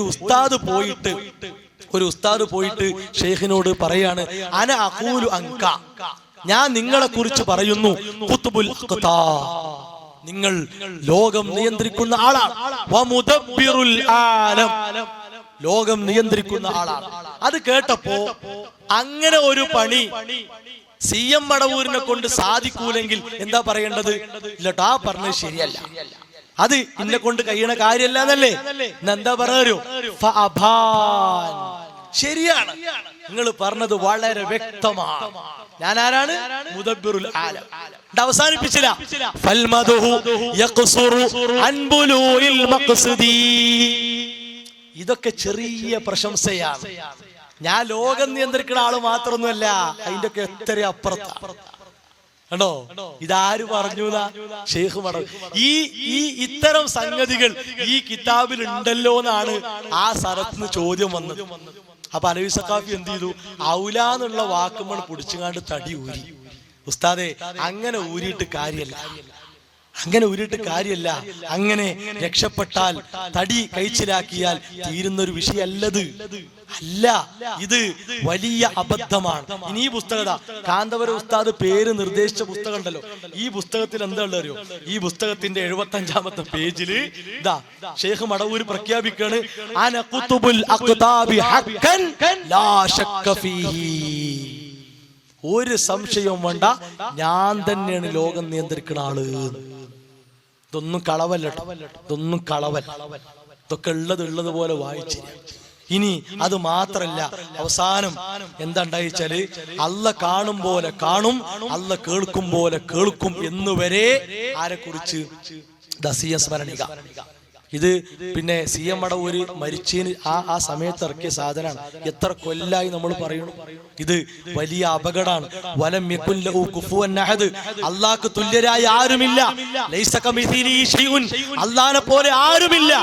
എന്നിട്ട് നിങ്ങൾ ഈ പറഞ്ഞ കാര്യം ഇത് വലിയ അപകടമാണ് എന്ന് ഉറക്കെ നമ്മൾ വിളിച്ചു പറഞ്ഞു. പക്ഷേ ഇതുവരെ സഹോദരങ്ങളെ അതിനെപ്പറ്റി ന്യായീകരിക്കുക എന്നല്ലാതെ ഒരു തിരുത്ത് ഇല്ല. എന്താ അവസാനം? അലവി സഖാഫി ഉസ്താദ് തന്നെ ന്യായീകരിച്ചത് എന്താ അറിയോ? അതൊക്കെ കൊടുത്ത കഴിവിൽ പെട്ടതാന്ന് അതേ ലേഖനത്തിലുണ്ട്. അതതിന്റെ ഉത്തരം എന്താണ്? കേട്ടോളി, ഇതിന്റെ പിന്നെ 39ാമത്തെ പേജ്. ഇഷ്ടദാസന്റെ കണ്ണും കാതും കയ്യും കാലും ഞാനാകുമെന്ന് അല്ലാഹു ഖുദ്സിയായ ഹദീസിലൂടെ പറഞ്ഞത് നേരത്തെ നാം മനസ്സിലാക്കിയിട്ടുണ്ട്. അല്ല കേൾക്കുന്നത് പോലെ കേൾക്കുകയും കാണുകയും പ്രവർത്തിക്കുകയും ചെയ്യുക എന്നതാണ് ഇതിന്റെ വിവക്ഷയെന്ന് പണ്ഡിതന്മാർ വിവരിച്ചിട്ടുണ്ട്. അല്ല കേൾക്കും പോലെ കേൾക്കുക, അല്ല കാണും പോലെ കാണുക, അല്ല പ്രവർത്തിക്കും പോലെ പ്രവർത്തിക്കുക. പിന്നെ അങ്ങനെയാണെങ്കിൽ അള്ളയും സൃഷ്ടി എന്ത് വ്യത്യാസമുള്ളത്? എന്തിനാ ഇത്ര അടങ്ങാറാണ് ആവശ്യം ഉണ്ടോ? എന്തിനാ ഈ പരലോകം? ഇല്ലല്ലോ. എന്തിനാണ് നമുക്ക് ആവശ്യമുള്ളത്? നമുക്ക് ഇങ്ങനെ ഉണ്ടാക്കിയെടുത്താ പോലെ. അങ്ങനെ ഇത് കയ്യിന്ന് പോയപ്പോഴാണ് സാക്ഷാൽ പേരോട് ഉസ്താദിന്റെ അധ്യക്ഷതയിൽ ഉലമാ സമ്മേളനങ്ങൾ പുറത്തു വന്നത്. ഉലമാ സമ്മേളനം പുറത്തു വന്നപ്പോ എന്തായി? കാന്തപുരം ഉസ്താദ് ഒരു ഭാഗത്തായി, പേരോട് ഉസ്താദും കൂട്ടരും വേറൊരു ഭാഗത്ത്. അങ്ങനെ ഇപ്പോ മുഷാവറക്കുള്ളിൽ ആളിക്കത്ത് ശക്തമായ പ്രശ്നമാണ്. എത്രത്തോളം എന്ന് വെച്ചാല് ഗണ്ണനങ്ങളും സംവാദങ്ങളും മുഖാമുഖങ്ങളും ഒന്നും വേണ്ടെന്നുള്ള സർക്കുലർ വരെ ഔദ്യോഗിക ലെറ്റർ പേഡിൽ പുറത്തു വന്നിട്ടുണ്ട്. അതൊക്കെ ലംഘിച്ചുകൊണ്ടാണ് അലവി സഖാഫി ഉസ്താദുമാരും എന്ത് ചെയ്യണത്? മുഖാമുഖം നടത്തുന്നത്. അപ്പൊ അതെന്തോ ആകട്ടെ, നമുക്കെന്തുള്ളൂ? ഇവിടെ വിശുദ്ധ ഇസ്ലാമിന്റെ ആശയം കൃത്യമായി സമൂഹത്തെ ബോധ്യപ്പെടുത്തുക, പഠിപ്പിക്കുക എന്നതാണ്. അതില് ഒന്നും ചേർക്കല്ല, ഒന്നും കുറച്ചു കളയല്ല. അത് പറയുന്നതിൽ ഒരു പിശുക്ക് നമുക്കില്ല. അൽഹംദുലില്ലാ, അത് വലിയ ആശ്വാസം, അത് വലിയ ആശ്വാസമാണ്. അതുകൊണ്ട് സഹോദരങ്ങളെ, ഈ പറഞ്ഞതും കേൾപ്പിച്ചതും ഒന്നും ഒരു അല്പം പോലും ദേഷ്യമോ വെറുപ്പോ വെച്ചല്ല, വളരെ സ്നേഹത്തോടെയാണ്. എന്റെ രക്ഷിതാക്കളോട്, ജ്യേഷ്ഠന്മാരോട്, സഹോദരങ്ങളോട് വളരെ വിനയത്തോടെ അവസാനത്തിലും പറയാനുള്ളത് എന്താ അറിയോ? നല്ല അപകടത്തിലാണ്. ഉസ്താദുമാര് പറയുന്ന തെളിക്കുന്ന വഴിക്കാണ് നമ്മൾ പോകുന്നതെങ്കിൽ നല്ല അപകടത്തിലാണ്. നമുക്ക് പഠിക്കാനും മനസ്സിലാക്കാനുള്ള സ്വാതന്ത്ര്യം ഉണ്ടല്ലോ, അതിനുള്ള എല്ലാ സൗകര്യങ്ങളും ഉണ്ടല്ലോ. സഹോദരങ്ങളെ, അതൊക്കെ ഉപയോഗപ്പെടുത്തി നമ്മൾ പഠിക്കണം. നമ്മൾ പഠിക്കുന്നത് നമ്മുടെ റബ്ബിനെ കുറിച്ചാണ്, നമ്മൾ അറിയുന്നത് ഇസ്ലാമിനെ കുറിച്ചാണ്, നമ്മൾ മനസ്സിലാക്കുന്നത് നബി സല്ലല്ലാഹു അലൈഹി വസല്ലമയെ കുറിച്ചാണ്, നമ്മൾ കേൾക്കുന്നത് വിശുദ്ധ ഇസ്ലാമാണ്, നമ്മൾ ആർജിക്കുന്നത് ഇസ്ലാമിന്റെ അധ്യാപനങ്ങളാണ്. ആരും പേടിക്കേണ്ട ആവശ്യമില്ല. ഇന്ത്യൻ നിയമം നമുക്ക് സ്വാതന്ത്ര്യം തന്നു. പിന്നെ ഏത് മഹല്ലിനെ പേടിക്കേണ്ടത്? ഇപ്പൊ പുതിയ നിയമം വഖഫ് ബോർഡ് പുറത്തിറക്കി. എന്ത്? മഹല്ലില് വേണ്ടാത്ത നിയമങ്ങൾ പാടില്ല, ഖബറടക്കൂല, നിക്കാഹ് ചെയ്തു കൊടുക്കൂല എന്നുള്ള അങ്ങനത്തെ ആ തോന്നിയാസ് നിയമങ്ങൾ ഉണ്ടല്ലോ, അത് വേണ്ടാന്ന് വഖഫ് ബോർഡ് നിയമം വന്നു. എന്തേ? ഇതൊന്നും മനുഷ്യത്തിന് നിരക്കാത്ത കാര്യങ്ങളാണ്. മനസ്സിലായില്ലേ? എത്ര ജനാസകളാണ് വെയിലത്ത് വെച്ച് സമയം എത്ര നഷ്ടപ്പെടുത്താറുണ്ട് പല മഹല്ലുകളിലും. നിക്കാഹ് ചെയ്തു കൊടുക്കാൻ രജിസ്റ്റർ കൊടുക്കാറില്ലല്ലോ. എന്തേ? അതൊക്കെ എന്തേ? തൗഹീദിൽ ഉറച്ചു നിന്നുകൊണ്ടാണ്. നാളെ അള്ളാഹുവിന്റെ കോടതിയിൽ അതിനൊക്കെ വലിയ ആശ്വാസം ഉണ്ടാകും എന്ന പ്രതീക്ഷയും പ്രാർത്ഥനയുമാണ് വിശ്വാസികൾക്കുള്ളത്. അതുകൊണ്ട് നന്നായി പഠിക്കുക. ഇനി ഏതെങ്കിലും വിമർശനമോ മറ്റു കാര്യങ്ങളോ ഉണ്ടെങ്കിൽ അത് കൃത്യ തെളിവും കാര്യവും വെച്ചായിരിക്കാം. പിന്നെ എന്തെങ്കിലും ചെറിയ എന്താണ് അറബിയിൽ ഖുതുബല്ല എന്നുള്ളതിന്റെ കാരണം എന്താ ഉസ്താദുമാരെ? എന്താ അറബി ഖുതുബല്ലാത്തിന്റെ കാരണം? എന്തേ? ജനങ്ങൾക്ക് തിരിയണ ഭാഷയിൽ ഖുതുബ നടത്തണമെന്ന് ഷാഫി മദ്ഹബിൽ വരെയല്ലേ? എന്താ നിങ്ങൾ പറയാത്തത്? ഷാഫി മദ്ഹബിൽ വരെയല്ലേ? അതില്ലെങ്കിൽ ഇല്ലാന്ന് പറയാ. എന്നിട്ട് ഉസ്താദുമാർ അഡീഷണൽ തറപ്രസംഗം. എന്തിനാ തറപ്രസംഗം? വെള്ളിയാഴ്ച ദിവസം ഒരു അഡീഷണൽ ഖുതുബക്ക് എവിടെ തെളിവുള്ളത്? ചോദിക്കണ്ടേ ഉസ്താദുമാരോട്? തറപ്രസംഗം നടത്തുക, അതെവിടെ തെളിവ്? ആ തറപ്രസംഗം എന്തിനാ? അറബി പ്രസംഗം കേട്ടിട്ടൊന്നും തിരിയാത്തതുകൊണ്ട് കുറെ ആളുകൾ മലയാളം കേൾക്കാൻ പോയി തുടങ്ങി. അപ്പൊ ആ ഗ്യാപ്പ് അടക്കാൻ വേണ്ടിയാണ് എന്ത്? തറപ്രസംഗം. അപ്പൊ അതിന് തെളിവ് എന്താ? ഒരു വെള്ളിയാഴ്ച 2 ഖുതുബ. അങ്ങനെ ചോദിക്കാലോ. നബി സല്ലല്ലാഹു അലൈഹി വസല്ലമ ഖുർആന്റെ ആയത്ത് ഓതി, നബി സല്ലല്ലാഹു അലൈഹി വസല്ലമ അവിടുത്തെ ഹദീസുകൾ പറഞ്ഞാണ് ഖുതുബ നടത്തിയത്. ഇനി നമ്മുടെ പള്ളിയിൽ വരുന്ന ആളുകൾ മൊത്തം അറബിക്കാരാ, ഖുതുബ അറബിയിൽ മതിയായിരുന്ന പ്രശ്നം. ഇനി നമ്മുടെ ഉസ്താദുമാർ ഓരുന്ന ഖുതുബ നബി സല്ലല്ലാഹു അലൈഹി വസല്ലം നടത്തിയ ഒറ്റ ഖുതുബയിലുണ്ട്. ഒറ്റ ഖുതുബ. എന്തില്ലാത്തത്? നബി സല്ലല്ലാഹു അലൈഹി വസല്ലം ഖുതുബ നടത്തിയ പോലെ ഖുതുബ നടത്താൻ എവിടെയും പറഞ്ഞിട്ടില്ല. മനസ്സിലായോ? അങ്ങനെ ഒരു നിയമം ഇസ്ലാമിൽ ഉണ്ടായിരുന്നെങ്കിൽ അവിടുന്ന് നടത്തിയ ഓരോ ഖുതുബയും കൃത്യമായിട്ട് കിട്ടും. അത് ദീന. നിസ്കാരത്തെ പറ്റി എന്താ പറഞ്ഞേ? സല്ലൂ കമാ റഅയ്തുമൂനി ഉസല്ലി. ഞാൻ നിസ്കരിച്ച പോലെ നിങ്ങൾ നിസ്കരിക്കണം. ഖുദൂ അന്നി മനാസികകും. ഞാൻ ഹജ്ജ് കർമ്മം ചെയ്ത പോലെ നിങ്ങൾ ചെയ്യണം. എന്താ ഖുതുബന്റെ കാര്യത്തിൽ അങ്ങനെ ഇല്ലാത്തത്? അതില്ലാത്തതുകൊണ്ട് ഉസ്താദുമാർ ഒപ്പിക്കൽ എന്താ അറിയോ? സല്ലൂ കമാ റഅയ്തുമൂനി ഉസല്ലി എന്നുള്ള ഹദീസ്. അപ്പൊ ഖുതുബ തന്നെ നിസ്കാരം തന്നെ. നബിൻ അല്ലാഹു അക്ബർ ഖുതുബ അല്ലേ? സമി അല്ലാഹു ലിമൻ ഹമിദ ഒക്കെ വന്നോട്ടെ. അപ്പൊ അങ്ങനെയൊന്നില്ല. ആളുകൾക്ക് അറിയുന്ന ഭാഷയിൽ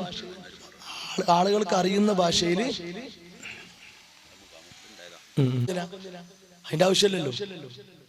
അപ്പൊ സഹോദരങ്ങളെ, എല്ലാവരും പഠിച്ച വ്യക്തി.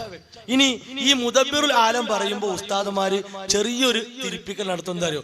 അങ്ങനെയാണെങ്കിൽ മലക്കുകൾക്ക് അല്ലാഹ് കഴിവ് കൊടുത്തിട്ടില്ലേ? ഒരു മലക്കിനും ഒരു കഴിവും നിരുപാധികം അല്ലാഹ് കൊടുത്തിട്ടില്ല. അങ്ങനെ എവിടെയില്ല. ഒരു മലക്കിനും അല്ലാഹ് കൊടുത്തിട്ടില്ല. അങ്ങനെ കൊടുത്തിരുന്നെങ്കിൽ മലക്കുൽ മൗത്തിന് എന്ത് സുഖ. കാരണം എന്താ അറിയോ?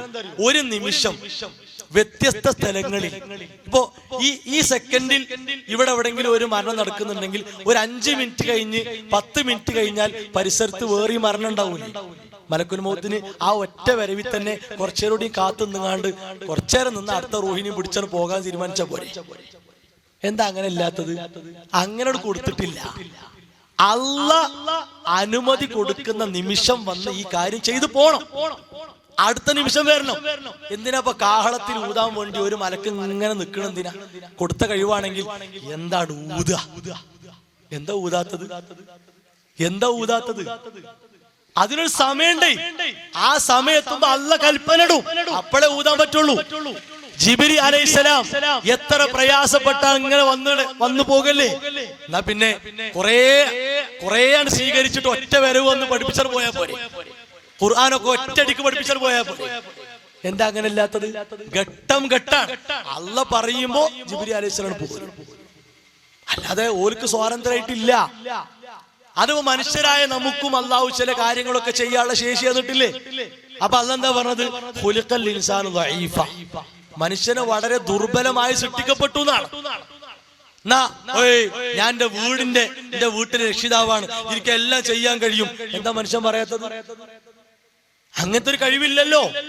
അങ്ങനെ കൊടുത്തിട്ടില്ല. ഇപ്പൊ ഖുർആനിൽ കാണാം, അല്ലാഹു അഹ്സനുൽ ഖാലിഖീൻ, സൃഷ്ടിക്കുന്നവരിൽ ഏറ്റവും നല്ല സൃഷ്ടാവ് അല്ലാഹുവാണ്. അപ്പൊ എന്താ അർത്ഥം? മനുഷ്യരെ കൂട്ടത്തിലും ചില കാര്യങ്ങളൊക്കെ നിർമ്മിക്കുന്നവരുണ്ട് എന്നാണ്. എന്നാൽ അല്ലാഹ് നിർമ്മിക്കുന്ന പോലെയാണോ? അല്ല. ഇപ്പൊ ഒരു ഉദാഹരണം പറയാ, ഞാൻ ഇങ്ങനെ നിൽക്കുന്നത് ഒരാൾ ഫോട്ടോ എടുത്തിട്ട് പറയാ, എന്റെ ഒറിജിനൽ കണ്ട അതേപോലെയാണ് എന്ന് പറഞ്ഞ് ഞാൻ പറയും നടക്കൂല. എന്തേ? ഞാനിതാ ചലിക്കുന്നു, ഈ ഫോട്ടോ ചലിക്കുന്നില്ല. ഞാനിതാ ഓടുന്നു, ഈ ഫോട്ടോ ഓടുന്നില്ല. ഞാൻ ഇരിക്കുന്നു, ഈ ഫോട്ടോ ഇരിക്കുന്നില്ല. അപ്പൊ എനിക്ക് അല്ലാഹ് തന്ന രൂപം എന്താണോ അതുപോലെ ഒരിക്കലും എന്നെ ആര് പകർത്തിയാലും ഫോട്ടോ എടുത്താലും ആകൂല. മനസ്സിലായുണ്ടോ? അത് അല്ലാഹുവിന്റെ മാത്രം കഴിവ്. മാലിക്കുൽ മുലൂക്ക്. ഇവിടെ ദുനിയാവിൽ കുറെ രാജാക്കന്മാരുണ്ടാവും, അധികാരികളുണ്ടാവും. യഥാർത്ഥ മാലിക്കാരാണ് അല്ലാഹ് മാത്രം. അങ്ങനെ എല്ലാവർക്കും എല്ലാറ്റിനും കഴിയുമെങ്കിൽ ഹിറ്റ്ലറൊക്കെ സുഖമായിട്ട് കഴിയൂല. ഇവിടെ ഫിറഔൻ അന റബ്ബുക്കുമുൽ അലാ എന്ന് പറഞ്ഞ ഫിറഔൻ അവിടെ പോയി, വെള്ളത്തിൽ പോയി. അപ്പൊ സഹോദരങ്ങൾ, അങ്ങനെ ഒന്നില്ല. അള്ളാഹുവിന്റെ സൃഷ്ടികൾക്ക് ചെയ്യാൻ പാകത്തിന് അവർക്ക് അവരുടെ ജീവിതത്തിലെ കാര്യങ്ങൾ നടത്താനും മറ്റൊക്കെ സൗകര്യപ്പെടുത്തി കൊടുത്ത കാര്യങ്ങളുണ്ട് എന്നല്ലാതെ മലക്കുകൾക്കോ അമ്പിയാക്കൾക്കോ സ്വാലിഹീങ്ങൾക്കോ ആർക്കും എന്താക്കിയിട്ടില്ല. അള്ളാഹു അങ്ങനത്തെ ഒരു കഴിവ് വാരി കോരി സ്വതന്ത്രമായി വിട്ടുകൊടുത്തിട്ടില്ല. അത് അള്ളാഹിന്റെ മാത്രം കഴിവാണ്. അവിടുന്ന് നമ്മുടെ ഉസ്താദുമാര് പിടുത്തം വിട്ടപ്പോഴാണ് മലവെള്ളപ്പാച്ചിൽ പോലെ ശിർക്കും അന്ധവിശ്വാസങ്ങളും കുത്തി ഒഴുകി വന്നത്. അതാണ് പ്രശ്നം. അപ്പോ എല്ലാവരും ഈ കാര്യങ്ങളൊക്കെ കൃത്യമായി മനസ്സിലാക്കുക. പിന്നെ ഇങ്ങനെ കക്ഷികളായി തിരിഞ്ഞു. അവിടെ പള്ളി, ഇപ്പോ ഇവിടെ സഅദി ഉസ്താദിന്റെ പ്രസംഗിച്ചവർ പറഞ്ഞു ഷെഡിലും മറ്റൊക്കെ പള്ളി എന്ന് പറഞ്ഞ് കളിയാക്കി. എല്ലാം അങ്ങനെ തന്നെയാണ്. സത്യത്തിന് വേണ്ടിയുള്ള ഓരോ തുടക്കവും അങ്ങനെ തന്നെയാണ്. നബി സല്ലല്ലാഹു അലൈഹി വസല്ലമ ഇത്ര പോലും സൗകര്യമില്ലാതെ കാര്യങ്ങൾ ചെയ്തിട്ടാണ് മക്കീ മദീനയൊക്കെ കൈ കിട്ടിയത്. അല്ലാതെ പെട്ടെന്ന് കിട്ടിയതല്ല. മനസ്സിലായോ? അങ്ങനെ തന്നെയാണ്. ഇപ്പോ ഈ പറയുന്ന ഉസ്താദുമാർക്ക് വേറെ പള്ളിയല്ലേ? കെ ഉസ്താദുമാർക്ക് വേറെ പള്ളിയല്ലേ? സംസ്ഥാന ഉസ്താദുമാർക്ക് വേറെ പള്ളിയല്ലേ? ദക്ഷിണ ഉസ്താദുമാർക്ക് വേറെ പള്ളിയല്ലേ? എന്താ അങ്ങനെ ആയത്? എന്താ ഒക്കെ ഒരു പള്ളിക്ക് വരാത്തത്? നടക്കൂല. സംഘടനാപരമായി ഒന്നല്ല, ആശയപരമായി ഒന്നാണ്. അതാണ്. ഇനി മുജാഹിദുകൾക്ക് എന്തെങ്കിലും പ്രശ്നം ഉണ്ടായിക്കണമെങ്കിൽ ആശയപരമായ പ്രശ്നമാണ്, സംഘടനാപരമായ പ്രശ്നമല്ല. ആശയം വേറെ വേറെ ആയി പോയി. അപ്പൊ നമ്മുടെ ഹക്കിൽ നിൽക്കണം, സത്യത്തിൽ നിൽക്കണം, ഇനി യാതൊരു പ്രശ്നമില്ല. ലാ തസാലു ത്വായിഫത്തും മിൻ ഉമ്മത്തി ളായിരീന അലൽ ഹഖ് ഹത്താ യഅതിയ അംറുല്ലാഹ്. അല്ലാഹുവിന്റെ കൽപ്പന വരുന്നത് വരെ സത്യത്തിൽ ഉറച്ചു നിൽക്കുന്ന ഒരു കൊച്ചു സംഘം ഇവിടെ ഉണ്ടായിക്കൊണ്ടേയിരിക്കും. അതാണ് യഥാർത്ഥ അഹ്ലുസ് സുന്നത്തി വൽ ജമാഅ എന്നത്. ആ അഹ്ലുസ് സുന്ന വൽ ജമാഅയെ കേരളത്തിൽ പ്രചരിപ്പിക്കാനും പഠിപ്പിക്കാനും 922 രൂപീകരിക്കപ്പെട്ട ആദ്യ പണ്ഡിത സഭയാണ് കേരള ജംഇയ്യത്തുൽ ഉലമാ അഹ്ലുസ് സുന്നത്തി വൽ ജമാഅ. അതിൽ നിന്ന് 2 കൊല്ലം കഴിഞ്ഞിട്ട് പുറത്ത് ചാടിയതാണ് സമസ്ത കേരള ജംഇയ്യത്തുൽ ഉലമാ. ആദ്യം ഉണ്ടായതല്ല, ചാടിയതാണ്, പുറം ചാടിയത്. മനസ്സിലായുണ്ടോ? അപ്പൊ സഹോദരങ്ങളെ, ആ നിലക്ക് ഓരോ കാര്യങ്ങളും മനസ്സിലാക്കി കേട്ടും പഠിച്ചും അന്വേഷിച്ചും നമ്മൾ കാര്യങ്ങൾ അറിയുക. ഇത് പരലോക വിജയത്തിനുള്ളതാണ്. ദുന്യാവിൽ തീരാനുള്ളതായിരുന്നെങ്കിൽ നമുക്ക് യാതൊരു പ്രശ്നവുമില്ല. പരിപൂർണ പ്രതിഫലം നൽകപ്പെടുന്ന ആ ലോകം നമുക്ക് അനുകൂലമായി വിജയിച്ചു കിട്ടണം. അല്ലാഹു സുബ്ഹാനഹു വ തആല അതിനുള്ള സൗഭാഗ്യം പ്രദാനം ചെയ്യുമാറാകട്ടെ. വസല്ലല്ലാഹു അലാ മുഹമ്മദ് വഅലാ ആലിഹി വസ്വഹാബിഹി അജ്മഈൻ വൽഹംദുലില്ലാഹി റബ്ബിൽ ആലമീൻ. ആമീൻ ആമീൻ برحمتك يا ارحم الراحمين.